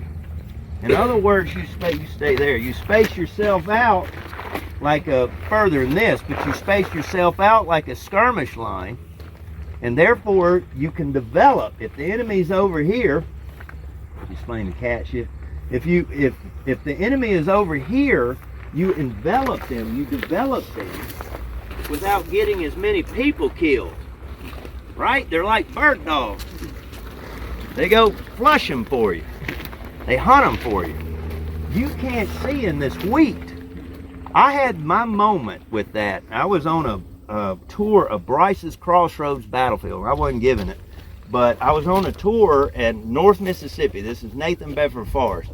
And they talked about the whole time, or they've been building up to it, how the Union soldiers surprised the Confederates by appearing out of the grass. I forget what kind of crops it was over there. But they just, like they came out of the earth. And in the middle of this tour, ladies and gentlemen, Perfect. Oh, who is that? Beethoven? Dun dun dun dun dun dun dun dun. Stop. Oh, I thought it was the car. It was you. You're fine, ma'am. You're fine. Sorry. No, you're fine. I've had worse.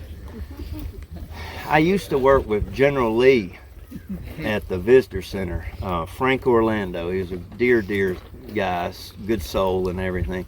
And when his wife would call, General Lee's wife would call, at the front desk, her ringtone was Black Sabbath. All right? So if you can imagine General Lee getting his phone out of his pocket to Black Sabbath, you'd be right there. Okay, so that skirmish line's coming up to develop the enemy. In the meantime, we had thrown out a skirmish line. J.P. Gambrill, now a noted Baptist divine in Texas, he went on to become a preacher after the war, was then a gallant young lieutenant and a member of our regiment, and no braver man ever lived. He was given command of our skirmishers, who soon became engaged all along the line, while the artillery duel began. We moved forward while our line of skirmishers kept pressing back that of the enemy. And here's a shorter quote. Colonel Stone, who survives the war, he would later become governor of Mississippi, if I haven't mentioned that, and that might have something to do with him being on the statue. Seemed to be very well liked. He would write, Colonel Stone would write John Batchelder. Who's John Batchelder? Founder of the park. That's right. He's our first historian here. Did you get that, Michelle? You better be writing quick. He writes him a letter on March 27th, 1890. He said to Batchelder, we advanced through open fields, and according to my recollection, in a southeasterly direction first, and then almost south. I don't think he's right. I was riding along a lane and had just crossed a branch, got to be the Willoughby Run, in rear of my regiment when its right became engaged. I would imagine it's down in that swell right in there, or that somewhere in there. only the fence, post and rail. I left my horse to go on foot to the right of my regiment and was shot off the fence as I was climbing over. So I have had more comments over the years. I have had more people come up to me about Devil's Den and how they go out there in the wintertime and see where the Ward's Brigade was fighting and the Arkansas men were fighting in that bowl right there. You know, because it's a site that most visitors don't ever get to. Well, if you come back here, once they cut the corn over, you can get to John Stone's wounding site. I mean, how many people can do that? Right over there, that's worth the whole price of admission right there. A little Californication. He didn't get it. All right, so right there. All right. What we're gonna do, y'all please be careful. Why don't we do this? Why don't we might as well, because we're going to get squeezed off. Look, y'all grown people. I'm not going to tell Americans what to do. I gave up a long time ago. I'm going to tell you what's in your best interest, and then you can do whatever you want to, but I told you. All right, thank you, ma'am. All right, it's like parenting, isn't it? Yeah, It's exactly. like, I wouldn't do that. Let's stay in the grass over here, and we're going to head back up to the intersection where we just started. We're going to turn back around, and we're going to, the corn's going to, so y'all take a look at all this. The corn's going to obscure a lot. I'm sorry about this. When I made the schedule, I couldn't predict it. I can never predict crops, or I wouldn't have, chose a little bit a few weeks later. Y'all, when we get up, we're going to turn around and we're going to change perspectives, but you're not going to be able to see this, is what I'm trying to drill home to. All right, let's go on up. Hey, can you just Dressed up as Mississippi soldiers. Bring some women. They have cooler beer. I can bring this out. Oh, yeah. Well, that'd be good. Yeah. You ever seen this?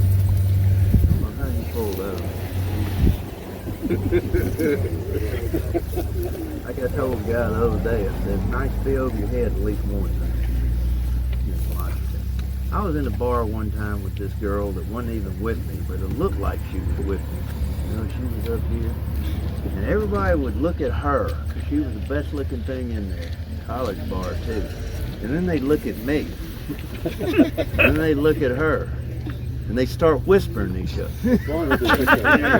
No correlation. No correlation, but I kept full credit for it. Yeah, the fence lines are here. I don't know if we've got this one exactly on the right thing.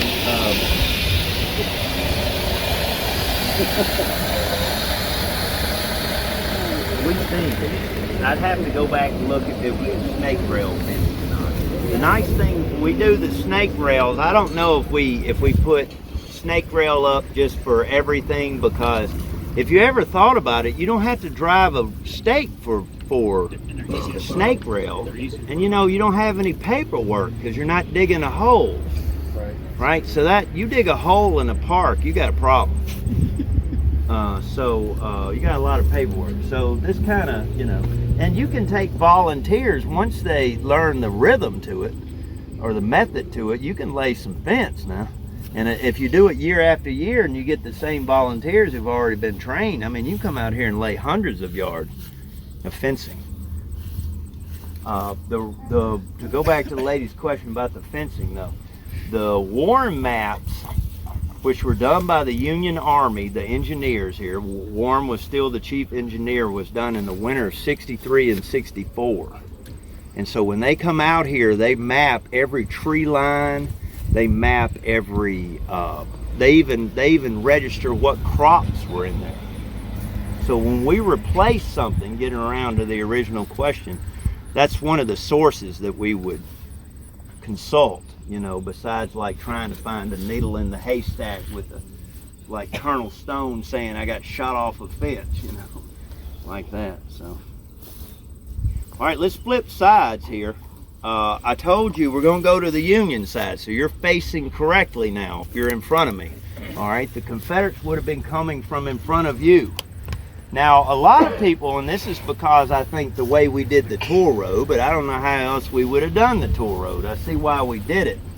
But most people think for some reason that the Iron Brigade, Solomon Meredith's Iron Brigade, were the first Union troops on the field. No, they were the second Union troops on the field. That's right. How'd you say his first name? Xander Cutler. I say Lysander. Whatever you say. You got to put an I and an E in it. Lysander. I don't know the origin of that name. Has anybody ever heard that name before? Is that biblical or? I don't know. Anyway, I should go running right now. Just book it right now. All right, so James Wadsworth's division is the first Union division coming on the field. Lysander Cutler's brigade is the first Union infantry to arrive on the field. What do I mean by that? Come out here, George Pickett. So Cutler is first and Meredith is second. Now, I don't know how it all happened. It was within a few minutes of each other, and I mean a short few minutes. It could possibly be that Cutler opens up first, but in my imagination, that's not how it happens. In my imagination, even though the Cutler is first and going into position, I think in my imagination that Meredith is firing first, even though he's second. Does that make sense? Because the Archer's brigade is coming up on the other side of the highway. It's all semantics, but that's the way I always pictured it. So Cutler's brigade comes up first. They are first to arrive on the field with the 2nd Maine Battery under the command of James Hall. Where'd that guy go? You better have got that one. Followed by Solomon Meredith's Union Iron Brigade. Now the Iron Brigade is famous, and we're not going into the Iron Brigade today because that's not the point of the walk. What happened to all the cars?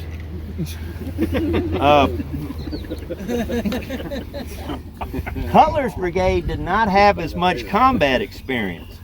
However, with the exception of the 147th New York, the brigade of 6 regiments had fought in every Army of the Potomac engagement since 2nd Manassas.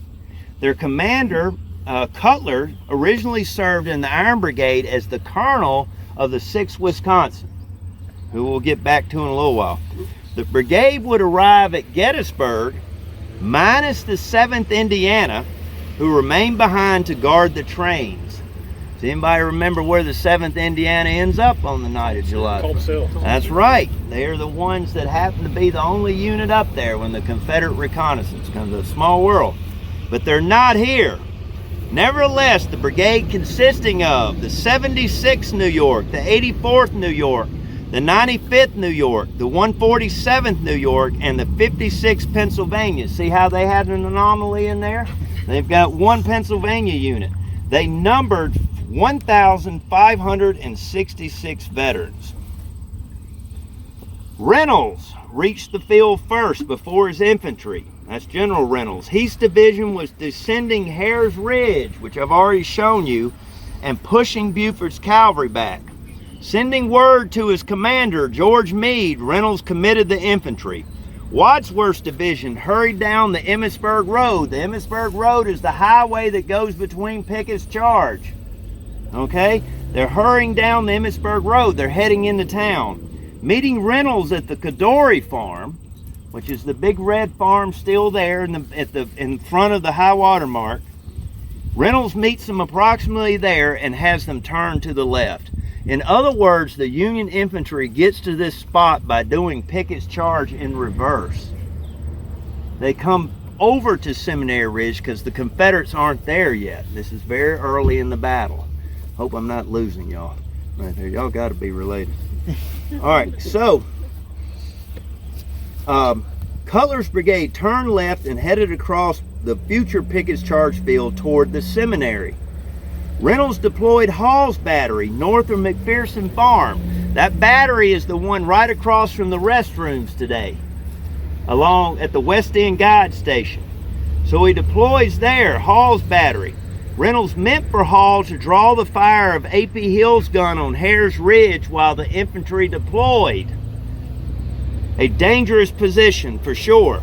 Reynolds ordered Wadsworth, quote, to move a strong infantry support immediately to Hall's right, for he is my defender until I can get those troops now coming up now into line. So in other words, Somebody must have prepared you for this day. You offered no. If this is Hall's battery right here, there, Wadsworth has 2 brigades. I'm coming down the tour road right now. All right, here's the highway right here. Here's the red light back here. As they come up, Cutler's brigade marches past Hall's battery going into position, and they come into position. Meanwhile, Hall is buying time for the rest of the Union line, Meredith's brigade, to come up and extend. So you have Meredith, Hall's battery, and Cutler right here.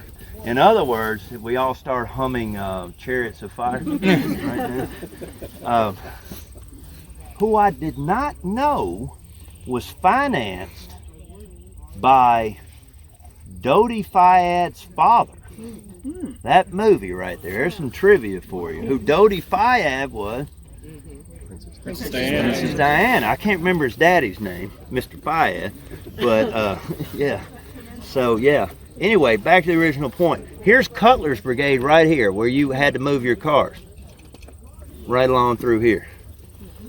Okay, and so look at the ridge line. We're going to be walking down through here. This is how they come up. This monument right here is to the 76th New York Infantry. Okay.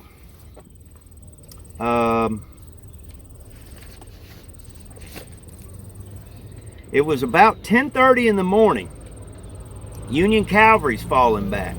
The 76th New York, and that, well, we can't see it very well. Behind that tree line will be another monument down there to the 56th Pennsylvania, or the first to come into line. 76th New York, 56th Pennsylvania. Well, if 76 is in the front and 56 is coming behind, who is going to be deployed first? 76. It's not a trick question right here. So they march through the shallow swell, that's where they're coming through right here, and up the side between Seminary and East McPherson Ridge. Cross the railroad on the eastern side while utilizing the ridge as cover to come up. Then deploying from column into line, the brigades advance to the top of the ridge. The original plan was probably to advance to West McPherson Ridge. What does that mean? The original battle plan was not to have the Union line here, it was to have it where we were. Now look at it. Cutler originally wanted to be there because he could shoot down that plane. I'm sure some staff officer came back and told him, if he had any sense about him. Okay, but that's not going to happen because Davis's brigade is pushing too close and they can't do this anymore. All right. So they come up on top of the ridge. To support Hall's left, Wadsworth directed, this is the other side of the highway, the 14th Brooklyn, otherwise known as the 84th New York, on the left, and the 95th New York on the right to deploy between Herbst Woods and the Pike. This is approximately 560 officers and men. Now I've named 4 regiments. I told you there were 6. I told you the 7th Indiana is not here. That leaves 5. Now I've got 2 regiments here. I've got 2 regiments, 84th and 95th over there. That gives me a 4. Where's that 5th one? The 147th New York has been forgotten. And they are left, I guess they're at the tail end of the column, they are left forgotten, and they stay on the other side of the road sheltering in place. Regardless, for a few moments, the 137th stays behind the McPherson barn, which is still standing over there. After deploying his battery, Hall had the left section fire at Confederate guns on Hare's Ridge. A section is 2 guns. The center and right sections concentrated on the Confederates advancing in front, probably the 42nd Mississippi firing canister. Davis's men responded by dispatching skirmishers toward the ridge, which I've already read to you, to snipe at the cannoneers.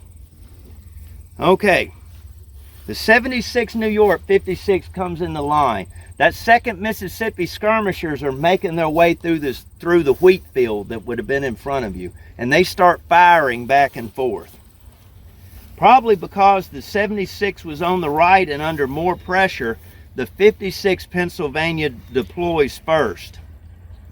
As the Pennsylvanians formed their line, Colonel J. William Hoffman turned to Cutler, his commander, and inquired about a large body of troops advancing to the right. Who is that going to be? 55th North Carolina. You're right with me. Cutler scanned the group with his glasses and responded in the affirmative. Hoffman hollered to his 252 men, "Ready, right oblique, aim, fire." The 76 joined in the fray and the Battle of Gettysburg was underway. Now, to show you how things can change or how different accounts go off right here, when I say right oblique, if this is the 56th Pennsylvania and I'm the 76th New York, well, if we were firing straight ahead, we'd have skirmishers in front. But over here we can see a battle line. Why? Because the 55th is out front, as I told you earlier. They're advancing. It's not all parallel. So when I say right oblique, you go from shooting straight to right oblique. Right? That's right oblique. Right there. So, yeah, that's not going to be good. Now, I've also heard, ladies and gentlemen, that I heard one account, I think I've got the right account, I wouldn't tell you, that the 76th New York, and another variation of it, the 76th New York deploys first and allows and does not fire intentionally to allow the 56th Pennsylvania the honor of firing the first shots in defense of their state. That's another variation that occurs. You're going to have to pull that coat off. You're going to die. Okay. So, we got a big mess right here. Bullets were flying in all directions when Wadsworth ordered the two regiments to retire to Seminary Ridge. The New York and Pennsylvanians needed no encouragement, with 640 North Carolinians now wheeling. Let me make you a North Carolinian right here, all right? So let's make you Union, be easier. You be Union right here, and I'm the 55th North Carolina. You're getting shot at from the front, but the 55th is going to come up right here behind you, and they're going to turn. I'm not going to say it's the most beautiful thing you ever saw, but eventually 10 companies are going to get change fronts, right angles, and that'll take a little time, but they are enveloping. That line is coming in this swell right through here. So not only do you have the second pushing from the front, that battle line should be coming up from that first trees you see right there. You got the 55th enveloping in here. Well, look at what, you've driven along. If you're out here on this tour with me, you've driven past this place 500 times, but you're always looking this way because that's where where the shooting's occurring. That's why you're always looking left as you're driving here. You got to look at it from your right. Those men, those Pennsylvanians and New Yorkers can see the Confederates, those North Carolinians. And when this line starts to unravel, that swell you see is a killing zone. Not only are the Confederates going to reach the 2nd Mississippi, reach the crest of the ridge a few minutes later, but the North Carolinians are going to be at right angles. So any Union soldiers, there have been hundreds of them. Nobody ever looks this way. Hundreds of Union soldiers are headed toward that distant tree line. It's a killing zone, people. For the Mississippians and North Carolinians, they got them in a crossfire. And don't think they're killing them. They're shooting them by the dozens out here in this swell because they can't protect themselves. This is combat at its worst from a Union perspective. They're just being hit very hard out there. So they're up here about 15 to 20 minutes. The loss was staggering. In those 15 to 20 minutes, out of 27 officers and 348 men in the 76th Pennsylvania, 18 officers and 151 men were killed or wounded. So that is over half. I'd have captured in there too. The 56th Pennsylvania on the other side. Anyway, these New Yorkers, between their bodies, between those and the Pennsylvanians, mean that the 56th Pennsylvania only lost 79 men. Only. Right there. And so they drive them back. 15, 20 minutes. I think that it only took 15 to 20 minutes because the Mississippians are lagging behind a little bit. But once they close with them right here, it's over. Any questions how this happens? How far left do you think the 55th line extended? Oh, I can't give you an exact spot, but I imagine that it was, you know, at least on that first crest over there. Somewhere in that general vicinity, you know. But you're probably picturing it like, you know, you're probably picturing this like a wheeling door, you know, like we're going to come like this. What you need to picture it like is 10 companies. That's how it would have to work. You wouldn't wheel the whole line. You probably couldn't get the commands down. How would you ever time it in the middle of a battle so everybody pivots at the same time? So it would have to be by individual companies, and I don't know if I can describe this adequately, but you would have one company of whatever 70 or 80 men, and they would be wheeling by themselves, and then the company next to me, there's 10 companies, would be wheeling. And eventually the companies are what you're out for. You're trying to get those 10 companies like dominoes to line up. It's like a door, but it's like 10 individual doors trying to line up. And at the very end, that's where you all want to be on the same page, you know. But all that takes time to go through there. So it's not as pretty as Lano is making it out to be. Man, they must be rushing like bus tours all the way around. I don't get a wave unless I wear the flat hat.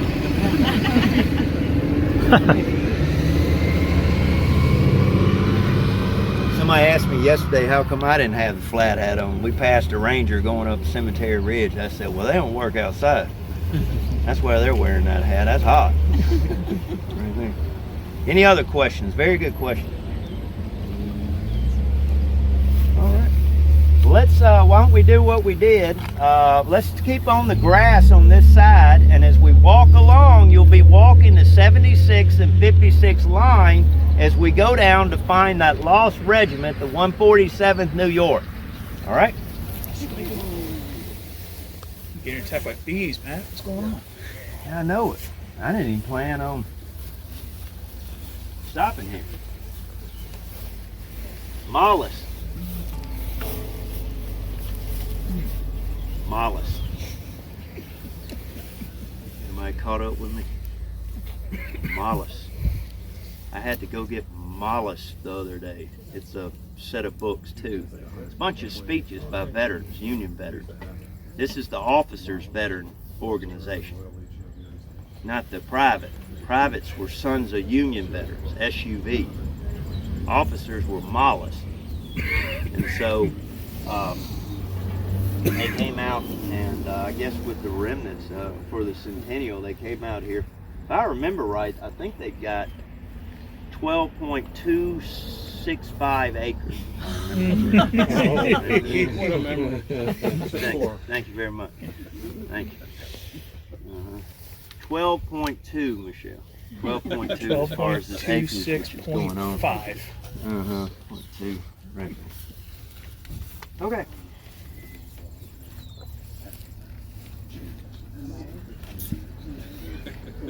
All right, now here where we start what is called bad luck.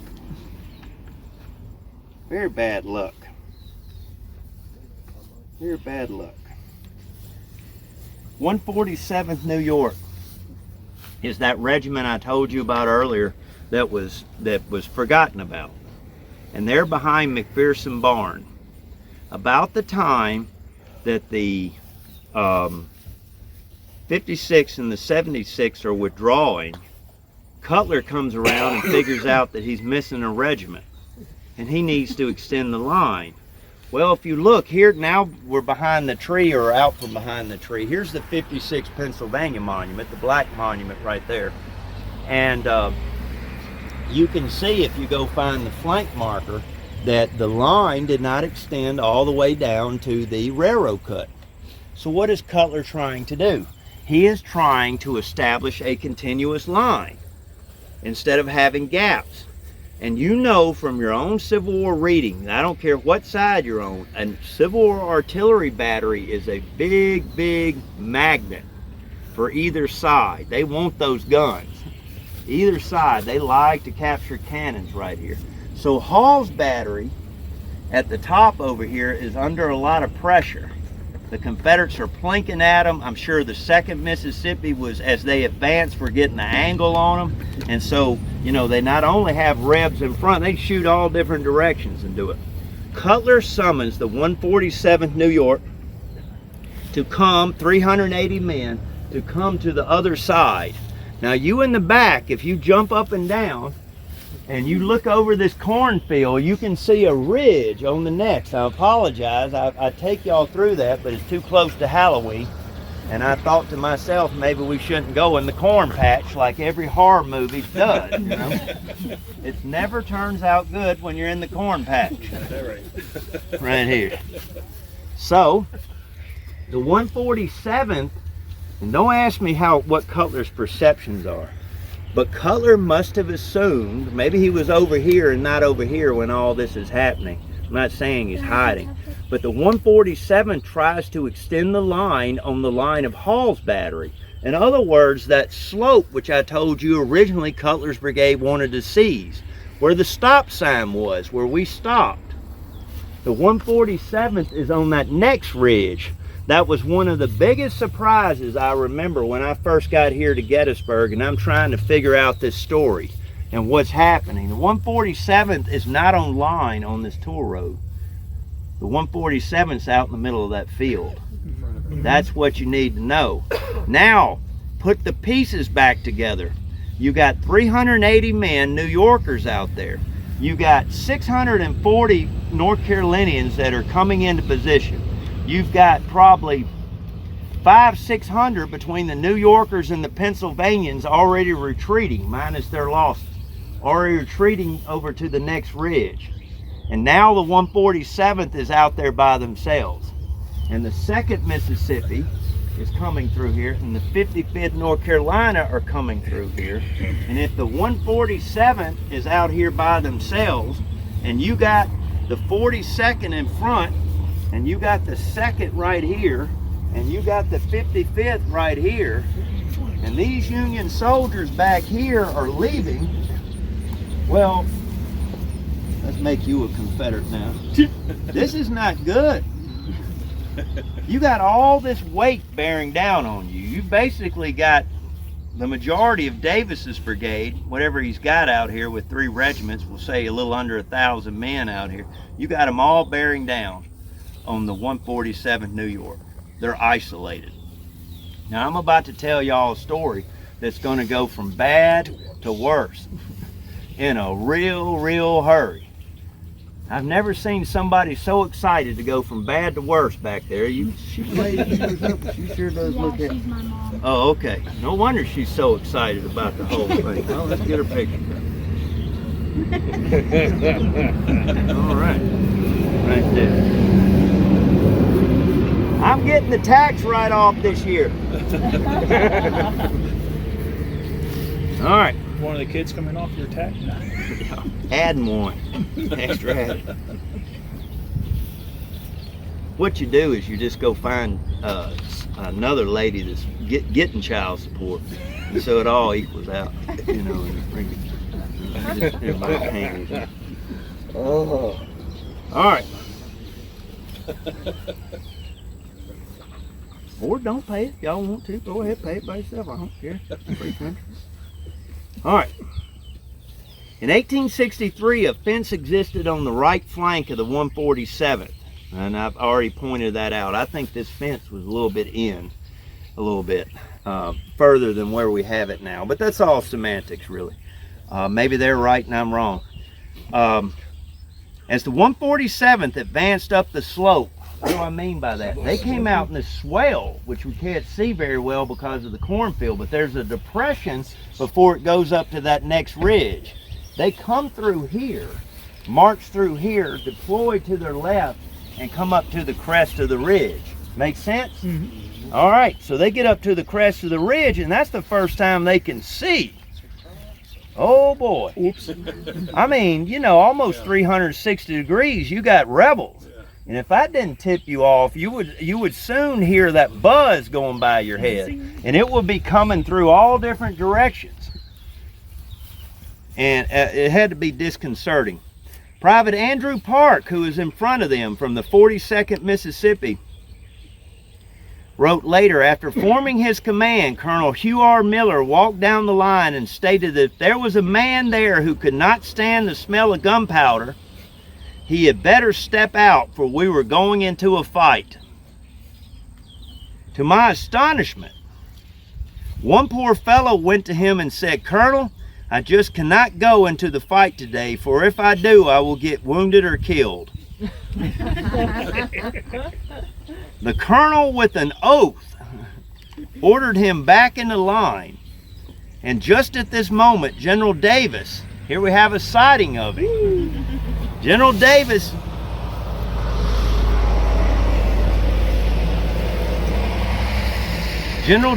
and staff rode up and gave the command to move forward and to let nothing stop us. I would have stated in the beginning that we were thrown into a fine field of wheat. All right, but good, you had a 50-50 chance and you failed. We had not gone more than 300 or 400 yards into this field until we met the enemy skirmishers. We drove them in and they fell back over their main line. This drew us up to within 50 or 60 yards of that line where they were lying down in the wheat. He's got to be talking about the 147th. So they're on the back side of this crest right here in the wheat. Going back to Bryce's Crossroads, I was on a tour, which I was not giving right there. And the gentleman who was Parker Hills, who was leading the tour that day, was in the National Guard. And he had some of his guard, some of the U.S. Army soldiers, hide in that grass out in the middle of that battlefield. And as we're walking across that field nonchalantly, those soldiers rose from the ground, and we had no idea they were there. That tour guide was demonstrating to us what happened to the Confederates. And so it is here. You would always put your men in the safest position. You would never expose them unless you had to. So I would put them in defilade on the back side of the ridge where they're somewhat sheltered, and then you would come to the crest. But that would be for the officers to determine. If there any count, and a good officer wouldn't put them on the crest until they absolutely had to. All right, instantly before any return fire could be given, the Mississippians' bullets were finding their mark.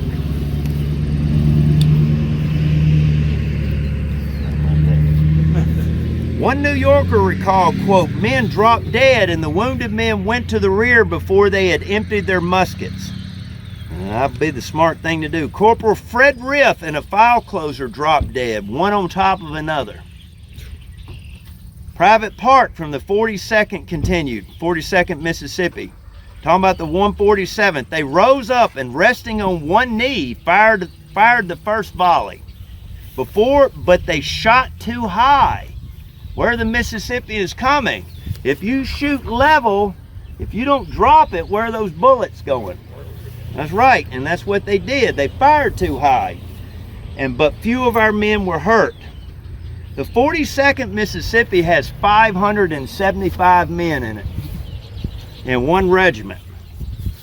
And they continue to pour in the fire as the 147th advanced to the crest of the ridge. The New Yorkers were ordered to lie down in order to avoid the return fire. "The battle was now on," wrote a New Yorker. "Balls whistled around our head like hail. The men very soon," that's H-A-I-L for your thing right here. "The men very soon," he gonna come home with all kind of education for you, Mom. "The men very soon began to fall back very fast and with many wounded." All right, smoke hung thickly along the line. Hall's battery could not be seen across the railroad cut. That's how much shooting's going on right now. These New Yorkers are pouring everything they got into them. trying to hold on to that ridge right there. Captain Delos Gary went down with a head wound from New York. Captain Than Wright of K Company pounded the ground and yelling at the top of his voice, he's saying, "Give 'em hell, boys, give 'em hell." Now that's the other version that you don't say in front of your mother. The right flank now began to bend back along a fence to confront the 2nd and 55th. All right, let's face this way. All right, if we're two halves of the 147th New York, the right half bends back around. He's the left, I'm the right. What am I doing? You're now in a view. I'm now Joshua Chamberlain. Y'all didn't know Joshua Chamberlain was here. You know Joshua Chamberlain invented pulling back your flank for some reason. I've never understood it. At the Battle of Gettysburg, the only regiment that was allowed to pull back their right flank was Joshua Chamberlain, which he then wrote a manual on and made $1 million. So, 147th bends back their right flank like this at right angles. And what is still the problem? 55th is over here. 2nd is in front. 42nd is over. You see what's happening to them? They're in a crossfire. And they don't have enough men to counter the flanking movement. That 147th flank probably just came down the middle of the swell. It didn't stretch back here. They didn't have that many men right through there. They're wounded on the rear. Oh, okay. We call it skedaddling. I'll be looking at y'all later. Well, there you go. We're coming to you. All right, so wrapping it all up before we move on, with the 76th and 56th falling back, who do all the Confederates focus on? On the 147th's left flank, C and G companies, the firing started to wane. The two companies advanced further to the crest. To the left of a Captain Pierce, to his left, Captain Pierce could see skirmishers advancing against Hall's battery. He ordered, give me another gun. He ordered not a right oblique, he ordered a left oblique over here, right? Right there. Left oblique.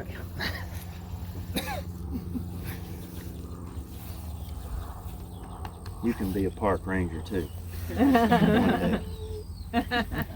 Don't get too excited. You like being broke? It's fun. You can have like 40 people come out in the middle of a field in the hot, scorching sun, just stand there and look at you. Wait for you to say something. It's interesting. Watch them shed their clothes in the meantime. You don't recognize them anymore. Now, when they fired that left oblique, 42nd Mississippi, whoever they were and whatever strength they were, they melt back down the hill. That gets rid of them. See what they did there? And they can turn their attention back to the front. Okay, so the question now becomes, ladies and gentlemen, where's the Union leadership right now? Why is the 147th New York out here all by themselves? Well, Wadsworth, remember what we learned earlier, Brigade Division, Regiment, Brigade, Division, Corps. Wadsworth, the division commander, he's on it. He's on it. He sees what's happening. He's ridden over here by now. And he is issuing orders to get the 147th New York out of here. But, you know, Wadsworth doesn't do that. He's got a lot of pieces he's got to control. He sends a staff officer. That staff officer goes riding out there and finds the colonel of the 147th. His name was Lieutenant Colonel Miller. Well, that staff officer delivers the order. I was telling y'all this would go from bad to worse. He delivers the order to Miller saying, withdraw, get out of there, get out of there. Colonel Miller turns back around to order a withdrawal, and a Confederate bullet hits him in the throat. And down he goes. He can't talk. So the order is never issued. because of that 1 in a million shot that caught him in the throat. It could have shot him in the arm, it could have shot him in the leg, or anything, anything besides the throat. So the order is never transmitted. And with him down, of course, probably gurgling blood by this time, the command devolves upon a Major Haney, George Haney, and he didn't know anything about the order. So in all this smoke and confusion, the 147 fights on, completely oblivious that they should be getting out of here. Okay. When the Mississippians and North Carolinians shift all of their attention, it's just too much for the 147th.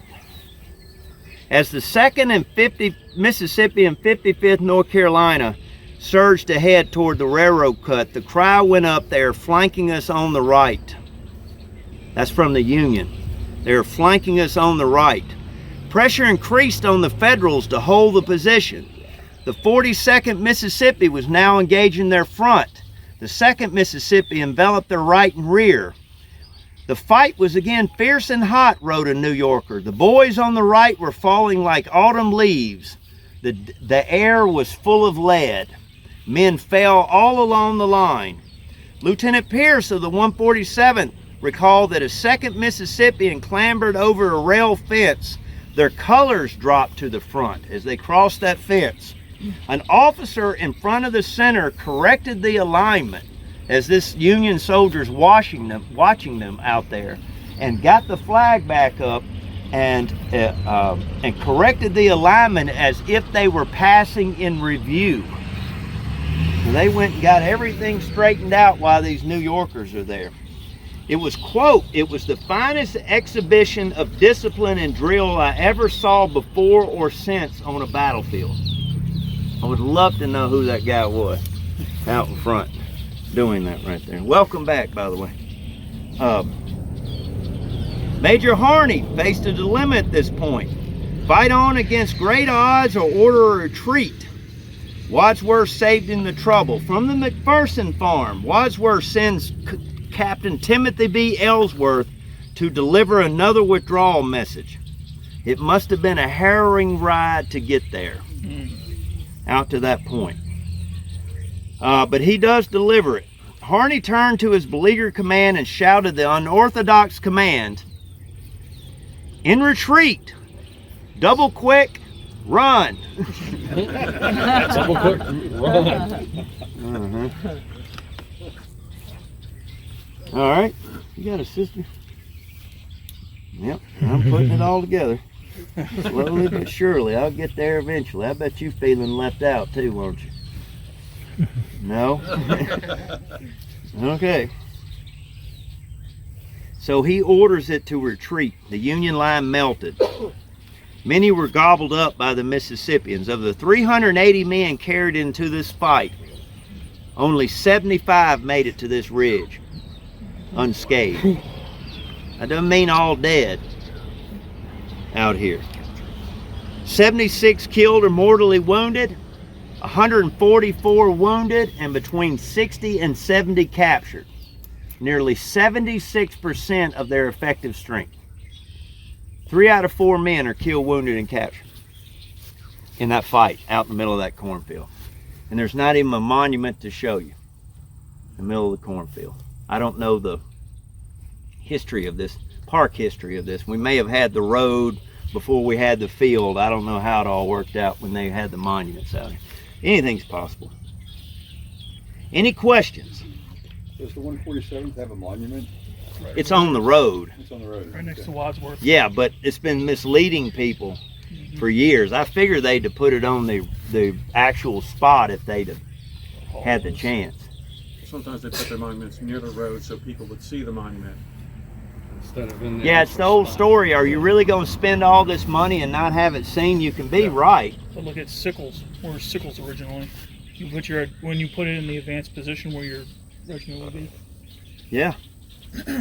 Yeah. Now, with the 147th withdrawing from here, the Hall's battery is withdrawing also, and the Confederates come very near getting all of them. the 2nd Mississippi, to show you how fast these Confederates are closing. Members, I have accounts of members of the 2nd Mississippi. Remember, they're right in front. They're wheeling. They see those Union guns over there. I have accounts of the Mississippians crossing the railroad cut and killing those horses as they're trying to get out of there to disable the guns so they can't get them out of there. The drivers are trying to get the guns off the field, and the Mississippians are shooting and bayoneting the horses. It's that close right there. Why does everybody always get upset about the horses and not the men? I don't know. I've never understood that in my time back here. Like your sisters over there lobbying your mother about something. I'm sure you're going to have a correction coming after the tour. Right here. You know she's a tattletale. You know, when I was growing up, snitches get stitches. Alright. So they eventually get most of those guns out of there. Oh, that'd be a good idea. Come on back up here. You know who's having best time right now? Not you, it's your daddy. I'm loving this to death.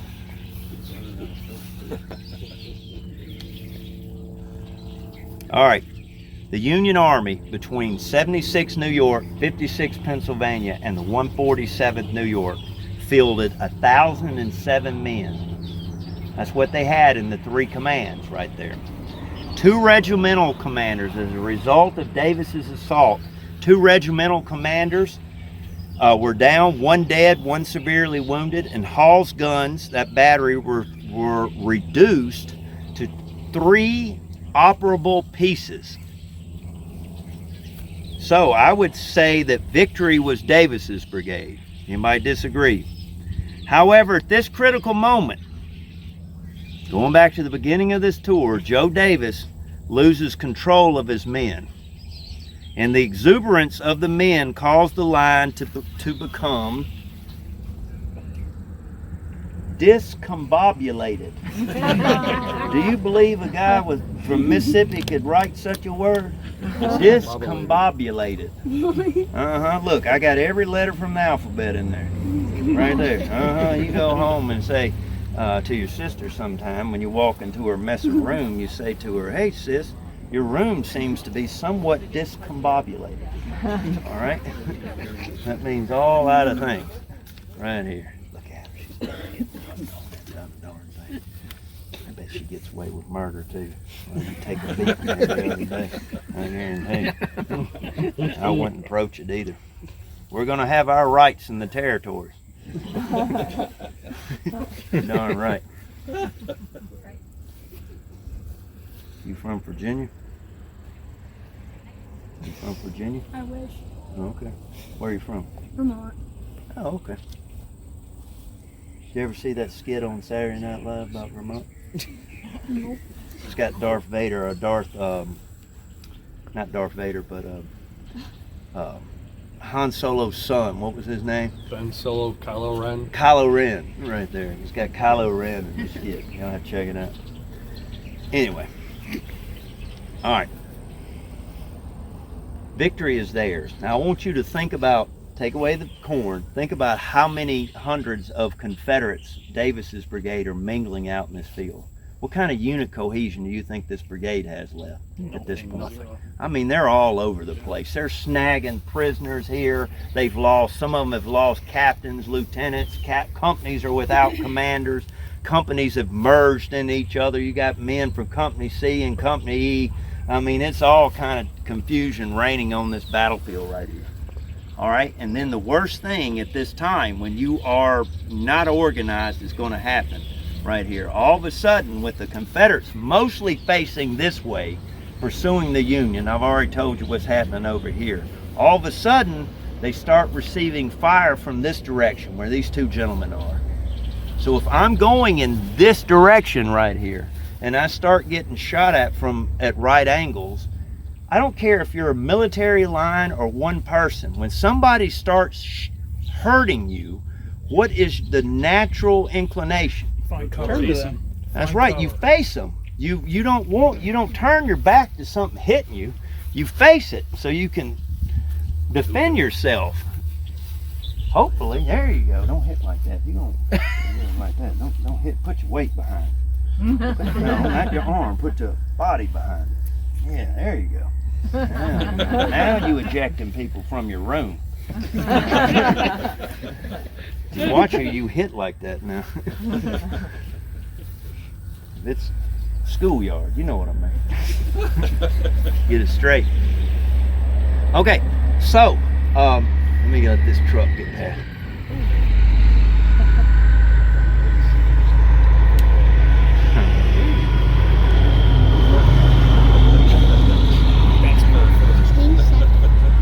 Because that's where it goes. Crappy job. Right there.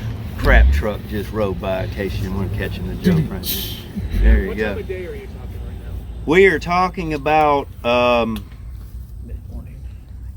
yeah, you're probably talking about 11 o'clock. I can't give you the exact minute, but I would put them stepping off at around 10:30, sir. I had a school teacher on my tour yesterday. It was a school principal also, and a very focused lady.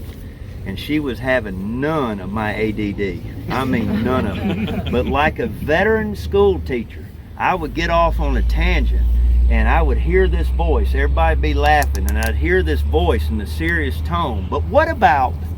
And she would refocus me, just like she did in the schoolyard. You know, and everything. So, if somebody starts shooting at us from over here, what do? You face them. So Davis's brigade, y'all let me know if this is not making sense. I'm giving y'all a lot of information. Davis's brigade is going this way, and when they get shot at from over here, which we'll get into in a minute when we get there, they face it and they've marked. So as you go down, as we follow this tour road, you're following the new axis of advance of Davis's brigade. Does that make sense to everybody? I'm changing right angles. How am I matching up with Lano? Am I getting there? You're getting pretty close. Okay, all right. Right there. And so that's the reason they're shifting around. Any questions? Trash, you still got that on. Yes, ma'am. Yeah, Sir. At what point does Howard pull in the line this way?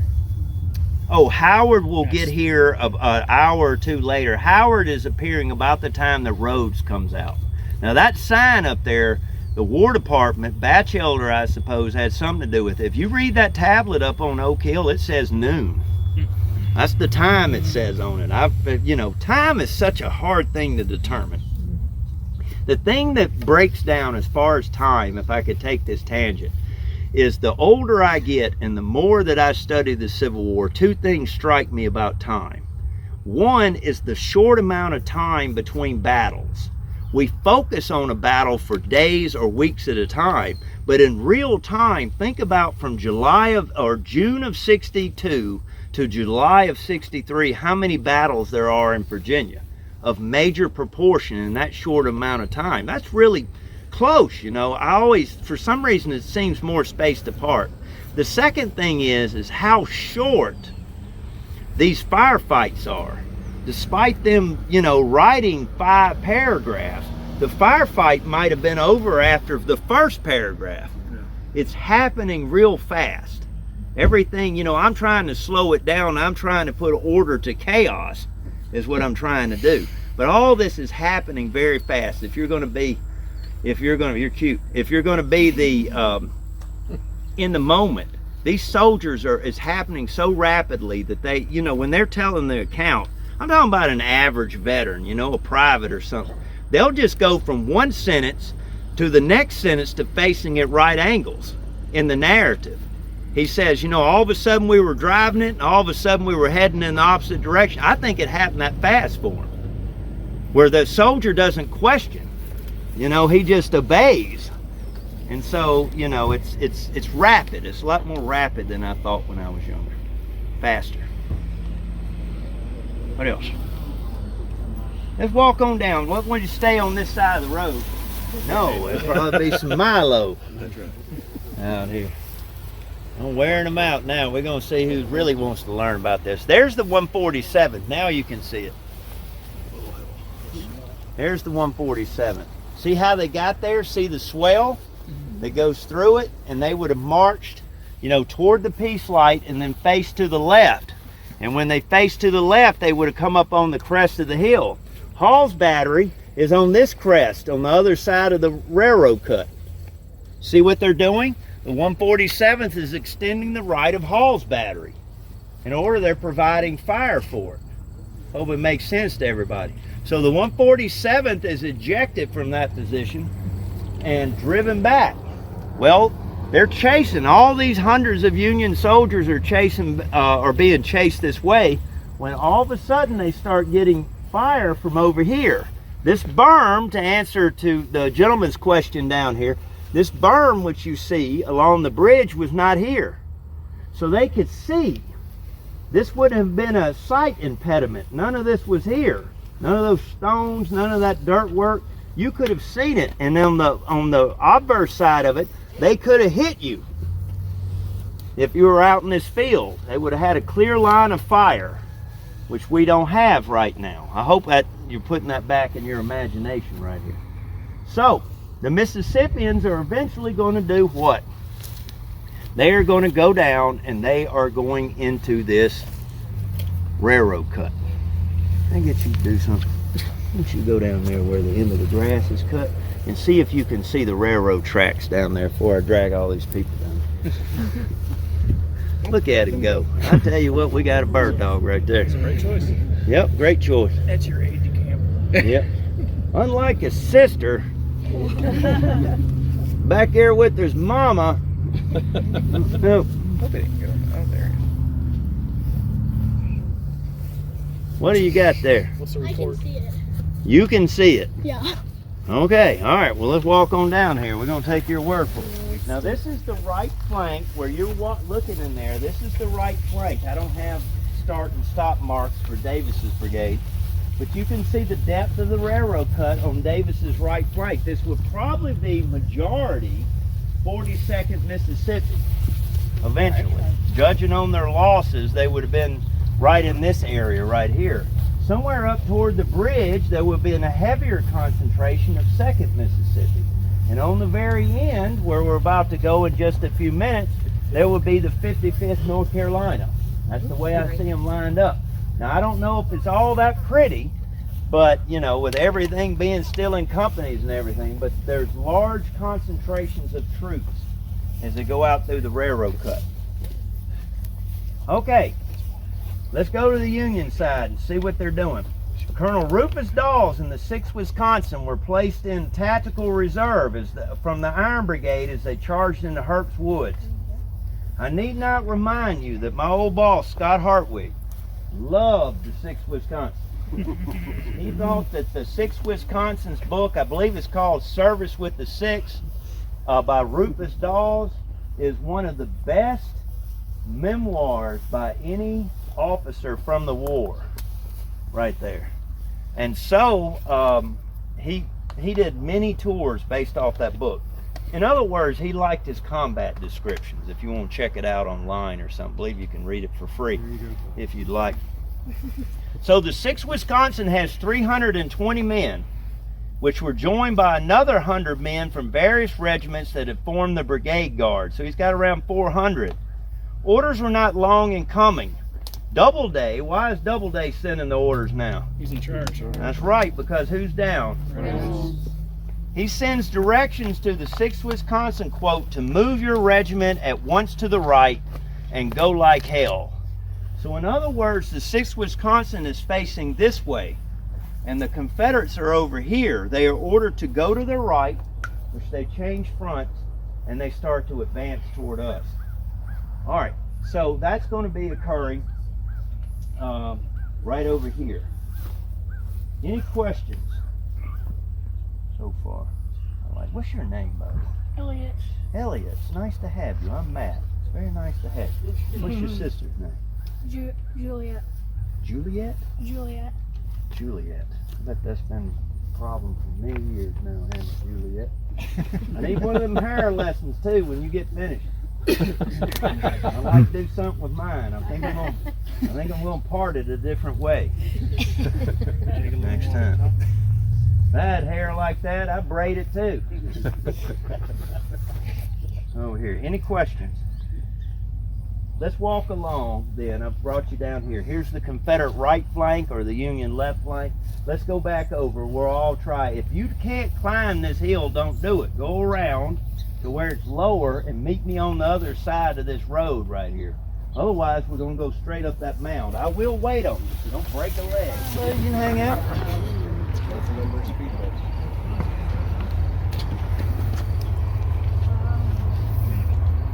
Woo. Y'all come on over. We got traffic coming.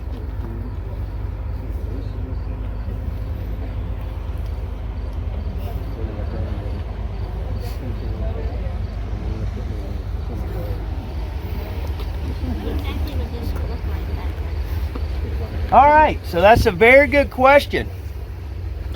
This guy, let this traffic go and I'll get out in the street.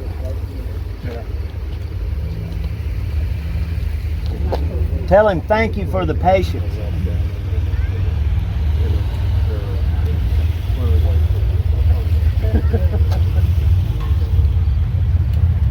Nobody gonna play traffic cop. I was in Vicksburg one time and this guy was out there in the middle of an intersection directing traffic. I rolled up to the stop sign, there wasn't no traffic.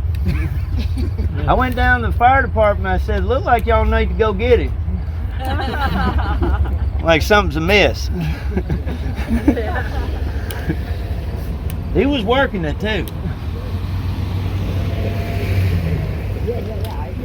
All right, real quick, ladies and gentlemen, look at the railroad cut now. Here's Davis's line. See it down through here? It stretches on probably for 100, 200 yards. Okay, there's a cut down there. You can barely see it with the thick underbrush. Some people call that the western cut. Some people call this the eastern cut over here, but there's two different cuts. All right, or maybe this is the western and that one's the eastern. Right here. Right? All right, so here's the rest of Davis's brigade. I'll imagine the 55th North Carolina is stretched almost to where you see those trees without leaves on them on the right. Somewhere in that general vicinity. So now you can see Davis's whole line. Now, a lady was asking me, the lady was asking me, come on, I'll do it. You want to do it? Come on out here with me, let's do it. Let's watch the car.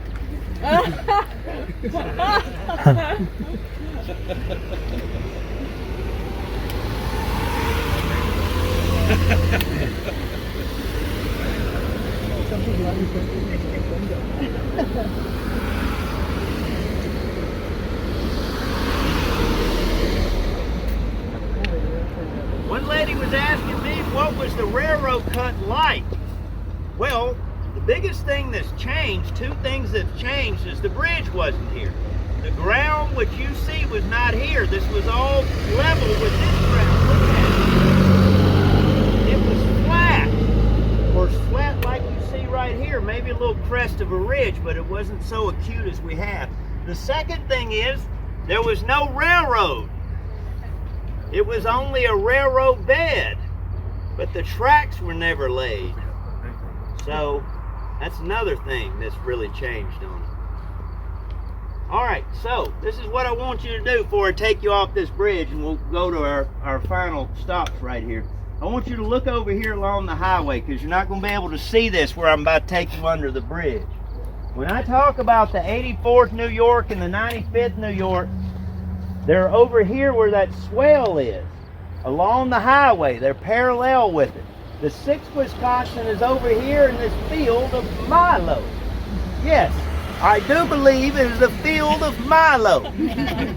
Right there. And so, ladies and gentlemen, 6th Wisconsin, 95th New York, 84th New York, or 14th Brooklyn. That front that I'm about to tell you about when we get underneath, right over here, stretches that far. Through here. Does that make sense? All right, and Davis's brigade is along this railroad cut. The Union soldiers, according to them, according to their perceptions, the Confederates were coming for them and they just simply vanished. Why did they vanish, ladies and gentlemen? They went down in the railroad cut. That's right. All right. So let's go on around. We're just going to go around and come down on the other side of the bridge. That's west. Mountains are always in Gettysburg. Like you're getting your money's worth out of that hat. Last time you'll see it, Oh, really? it's going to be my lawn care hat. Oh, yeah. I understand that. Noble service. It's going to be your green hat. I'm wearing the green one from last year. I didn't My know lawn care that hat man could come down here. I wouldn't know. I'll be right up. All right, ladies and gentlemen, here you go. Now this is, let me tell you what my limitations are. I don't know how, if you're a Confederate soldier, in some places you shoot, especially underneath this bridge. I just don't know how you do that. Where'd your sister go? Right there. So, here are the Mississippians. They're shooting. 6th Wisconsin forms up over there where that red light is to the left. Here we go. All right, so he has Rufus Dawes, 6th Wisconsin, has 420 men. In the post-war years, Colonel Dawes recalled the 6th Wisconsin's approach. The regiment halted at the fence along the Cashtown Turnpike, and I gave the order to fire. Now you look at the distance between here. In the field beyond the turnpike, a long line, this is what he's talking about, a long line of yelling Confederates could be seen running forward. When he means running forward, he means that way, and firing. And our troops of Cutler's Brigade were running back in disorder. The fire of our carefully aimed muskets, resting on fence rails, striking their flank, soon checked the rebels in their headlong pursuit. The rebel line swayed and bent and suddenly stopped firing, and the men ran into the railroad cut. The Mississippians, end of quote, the Mississippians and North Carolinians rushed toward the safest point. Major John A. Blair, remember Stone was down by now, acting 2nd Mississippi commander, reported, quote, all the men were jumbled together without regard to regiment or company. It reiterates what I've been trying to drill into y'all. Dawes ordered his men over the 2 fences along the Chambersburg Pike. That's one on this side and one on the other side, in the face of a withering fire. As the Wisconsin boys reformed on the other side of the pike, help arrived. By this time, Archer's Brigade had suffered a repulse by the Iron Brigade. Can you say that word? Iron. Iron. Iron. Iron. Iron. Iron. Yeah, to say it. Man. Iron. Iron. Truth and honor. Iron. Or no, excuse me, strength and honor. Yeah, I'm that gladiator. You've been a trooper, buddy. I appreciate you. Okay, so they climbed the 2 fences. This freed the 2 units on the right of Meredith's brigade, as I said, the 95th New York and the 84th New York, to shift north. Where'd Michelle go? North, toward Davis's brigade. Nearly 900 men were now arrayed against the railroad cut. I already showed you that. I showed you the front. That's 900 men. Dawes rushed over to Major Edward Pye of the 95th New York. That would be to his Union left, or your right in the crowd, who he perceived as leading the regiment. We must charge, Dawes shouted. And charge it is, Pye responded. Dawes stepped forward and ordered his men to charge, and the 6th Wisconsin surged ahead. The flag went forward first. All right? So the way that Dawes described it, if this is the 95th New York coming out of here, I doubt they must not have communicated what they were trying to do. He simply went to the color guard and told them to advance. So it takes in real time, not everybody's going to be like a straight line. How Dawes, 6th Wisconsin, if you picture it, you're dead center to picture it, the 6th Wisconsin clambering over the 2 fences, they get to the other side. These soldiers are pouring everything they have into them. They've got a great defense. So the longer they stay out there, the more people get shot. So without standing on formality, the 6th Wisconsin charges. So if the flag is in the center of the regiment, the flag goes forward first, right? And so when they see the flag going, then it's like a trickle effect. In other words, the 6th Wisconsin charges like an inverted V with the flag out front. Well, how far he can bend. You ever get arrested, you'll find out. Yeah, especially if you call them the magic name. As they charge forward right here, the wings are lagging behind. So that flag, to me, ladies and gentlemen, is probably coming up somewhere right in front of you. Somewhere right in this vicinity. Which is pretty cool in its own right. Thank you. All right.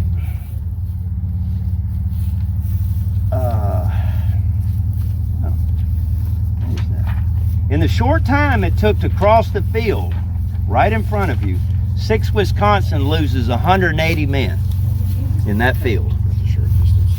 180 men from that road to here. 180 men, that's a lot of people in there. Not bad. Shooting. All right, 180 men. A few feet from the railroad cut, a fence stood along the embankment, or at least according to some sources.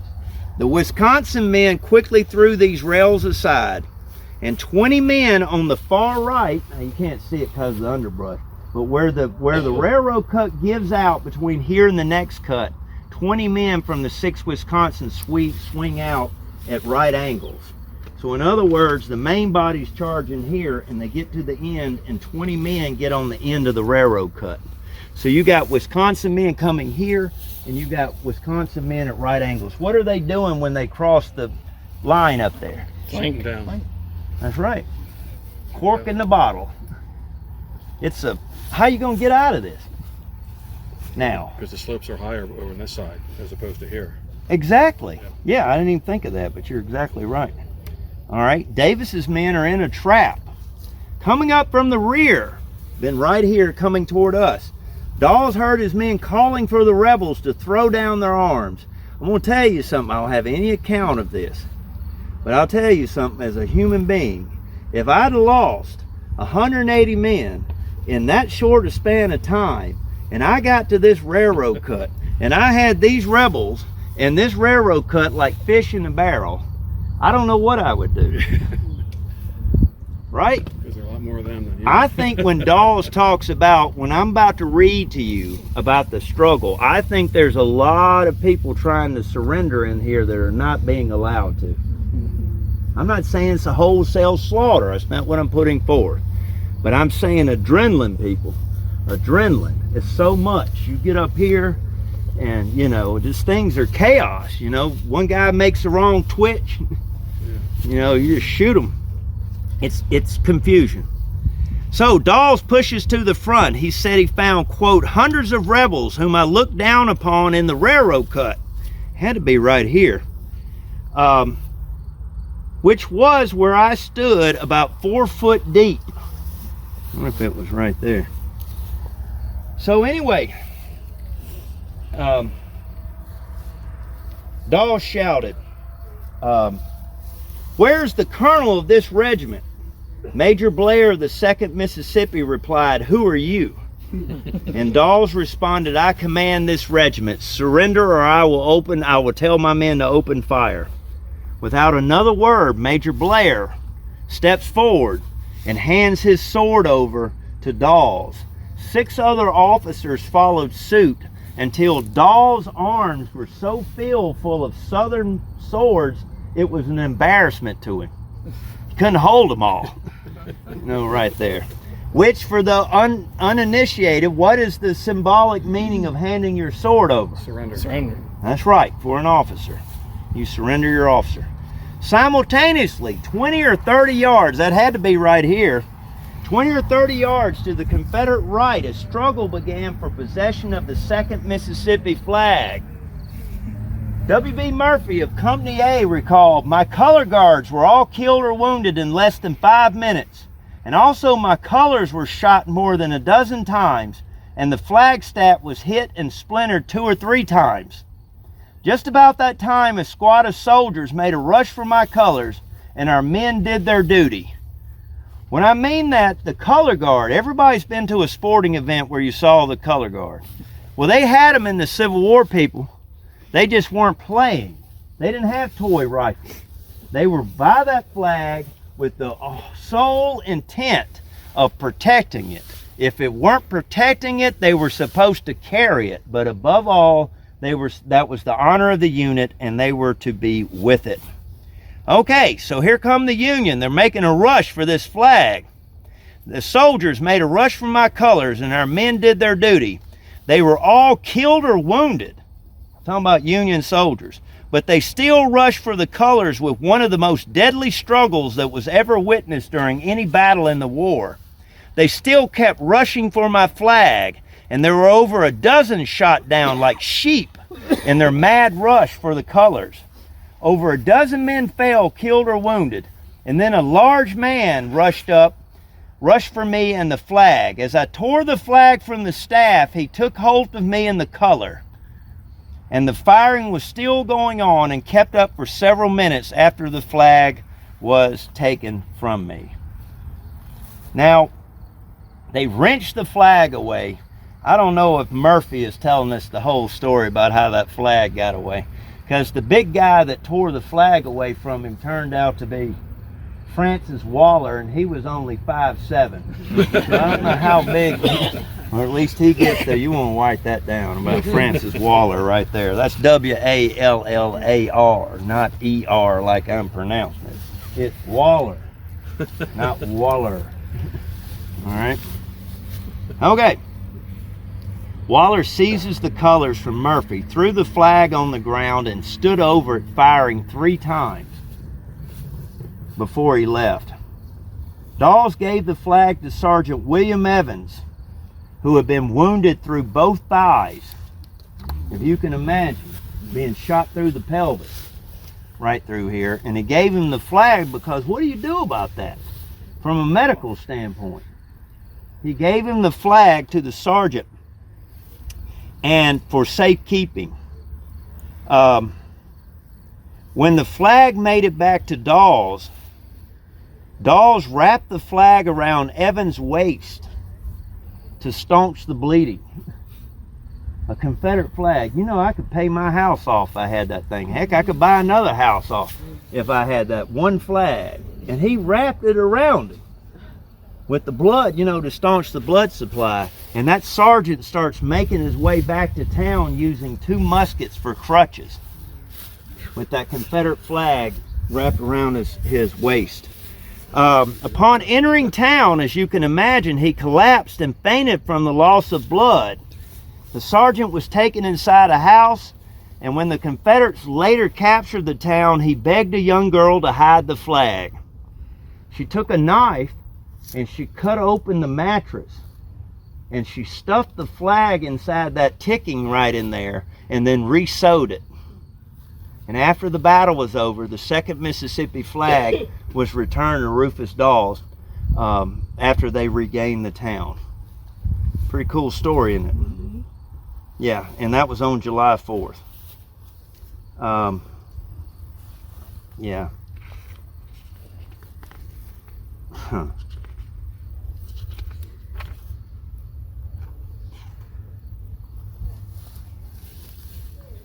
What you got? I'm wondering what the little girl's name was, if it says it. Does anybody know, is that house identified? I've never read that. Is that house identified where they were, where Sergeant went into? I've never read that. Or if I read it, I don't remember. Oh, shocker. It couldn't have had to be on like Beaufort or Chambersburg though, I would imagine. Street. In 1893, D.J. Hill of the 2nd Mississippi, long after the war, what is that, 30 years after this incident, wrote Rufus Dawes about being on the other end of the spectrum. I will now tell you and your brave boys how I played off, he's got that in quotation marks, on you in the railroad cut. This would be happening right here. I was in it and soon found to my dismay that I was in a tight place. Saw no chance of escape, was disgusted with the idea of surrendering, and in fact became very much demoralized. I saw a bloody, muddy blanket lying on the ground, also 2 wounded men lying near me. I tumbled down by them and covered myself with the blanket. I then went back to practicing all the manners and moaning that I thought would become a badly wounded man.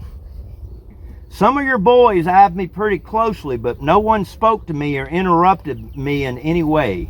The result was you left me there as sound and well as I ever was when I got there. I got out as soon as I thought it safe to do so, and the first man I met was a federal soldier wandering about as if dazed or lost and not knowing what to do. I wonder if that's PTSD. I saw that all of one side of his lower jaw was torn off. I got him to a shade and fixed him down with his oilcloth, blanket, and knapsack, then brought him a canteen of water. And how pitiful to see him trying to drink by pushing the mouth of the canteen through the wound into the throat. God. Like that. Can you imagine such a thing? I got your attention now. What happened to your mom? Oh, My aunt, she's over there. Behind you. Aunt, sorry. Over here. That's a nice compliment, though. Okay, so I could do nothing more for him. He couldn't talk, so I did not learn his name nor what command he was of. I suppose the poor fellow died, but if living, I would be glad, very glad to hear from him. All right. The fighting had been severe in conclusion. After around 300 to 340 men, roughly 30%, were killed or wounded in the assaulting force. So between the 6th Wisconsin and the 2 New York regiments, they lose between 300 and 340 men attacking the railroad cut. So you can imagine between here and the other side of the bridge, over 300 men in this field. This field alone. Wow. The 6th Wisconsin suffered the most casualties with 180 men lost. If you include Cutler's Brigade's losses as a total, the total number of killed, wounded, and captured were 800 to 850 men. Is what they lost. Now this is where it gets harder. And this is probably the part you really want to know. The 3 regiments of Davis's brigade reported a total loss of 695 casualties. Oh, hey. Of 695 casualties. However, this includes the losses sustained during Pickett's charge as well. You knew where I was going with this. One should note that percentage-wise, the losses of Davis's brigade would be less on July 3rd. Why would they be less on July 3rd? Because there was less of them. So there would be less losses as it would go. Davis would later write, quote, "In this day's engagement, the losses in men and officers were very heavy. Of 9 field officers present, but 2 escaped unhurt." 9 field officers, 2 escaped unhurt. That means that they go into Pickett's charge with 2 field officers out of 9 that they need. You want to see why Davis's brigade doesn't function properly? They don't have anybody to function with. In addition to Colonel Stone and Connolly, he's wounded 55th, the brigade lost Major John A. Blair of the 2nd Mississippi, captured in the railroad cut, Lieutenant Colonel Maurice Smith and Major Alfred Below of the 55th North Carolina. And no, I'm not going to do the Below joke here. And Lieutenant Colonel Hillary Mosley and Major William A. Feeney of the 42nd Mississippi. Dawes in the 6th Wisconsin reported capturing 232 officers and men alone. Those 232 men would have been right here. I don't think this artist was on site, but there is a sketch somewhere out there, you know what I'm talking about Davis's brigade surrendering in the railroad cut. Now, I don't know if this sketch artist got it from a first-hand account or he made it up himself. I suppose He talked to somebody. But he has the Mississippians formed up on top of this railroad ties where they are today. And they are stacking arms like you see reenactors do an encampment. There's pyramids. In other words, they're stacking them like that black monument to the 56 Pennsylvania that we passed coming forward. And you would, after you stacked your arms, you would hang your accoutrements on top of that, your ammunition boxes and so forth on top of the bayonets. Michelle's soaking all this in, so I know I'm doing something right over here. All right, so he claimed 232 men. A fair estimate of total losses on the first day of Gettysburg for Davis's 3 regiments hovers around 600. Now you add that to the Union that I've already told you. So according to this one estimate, you know, they lose 700 and 600 on the first day. The 42nd would have the second highest losses by a Confederate regiment. And the 2nd Mississippi was 3rd, while the 55th North Carolina ranked 9th. One person that was not wounded was Joe Davis. You watched that video before you came out here, didn't you? He was busy elsewhere. He was busy elsewhere. I can't tell you where Joe Davis was. I can't tell you where Joe Davis was on Pickett's charge. I can tell you what happened on both days, though. Joe Davis lost control of this brigade. Now, it's easy for me to say that. I imagine that the Mississippians and North Carolinians advanced to the railroad cut was so fast. Maybe Davis ordered that, but he could not foresee a Union counterattack. On July 3rd, Davis is not up with them, and for some reason, the Confederate line crimps going across that field. Davis would later write that the crowding in his line, this is a quote, his crowding in his line was soon alleviated by the Union artillery. Which means, yeah, they blew them apart and they had room then, you know. So, who knows? If I'm a soldier in Davis's brigade, I'm getting pretty sore about it though. That goes back to my earlier statement of the power of, I shouldn't say the power, the influence of Joe Davis. Robert E. Lee wouldn't sack him because of the politics of it. At least to me, that's my take on it. All right, I'll close with this. Right here. LeGrand J. Wilson, who was a sergeant in the 2nd Mississippi Infantry, wrote the following on July 1st of 1863. I think it's the longest battle walk I've ever had. If I didn't have a parking problem, I might be. Near nightfall, I was ordered to see that all the dead were buried and all the wounded sent back to the hospital. This forced me to go all over that horrid field. The Pioneer Corps soon came, and I selected a place to bury our dead. This had to be right here. And when they went to work digging the trenches, my litter corps brought in the dead. Never knew the litters were under a surgeon, but that makes sense, doesn't it? All right, the litter corps brought in the dead as rapidly as possible. The poor wounded Federals were crying piteously for water in every direction. You want to see that one too?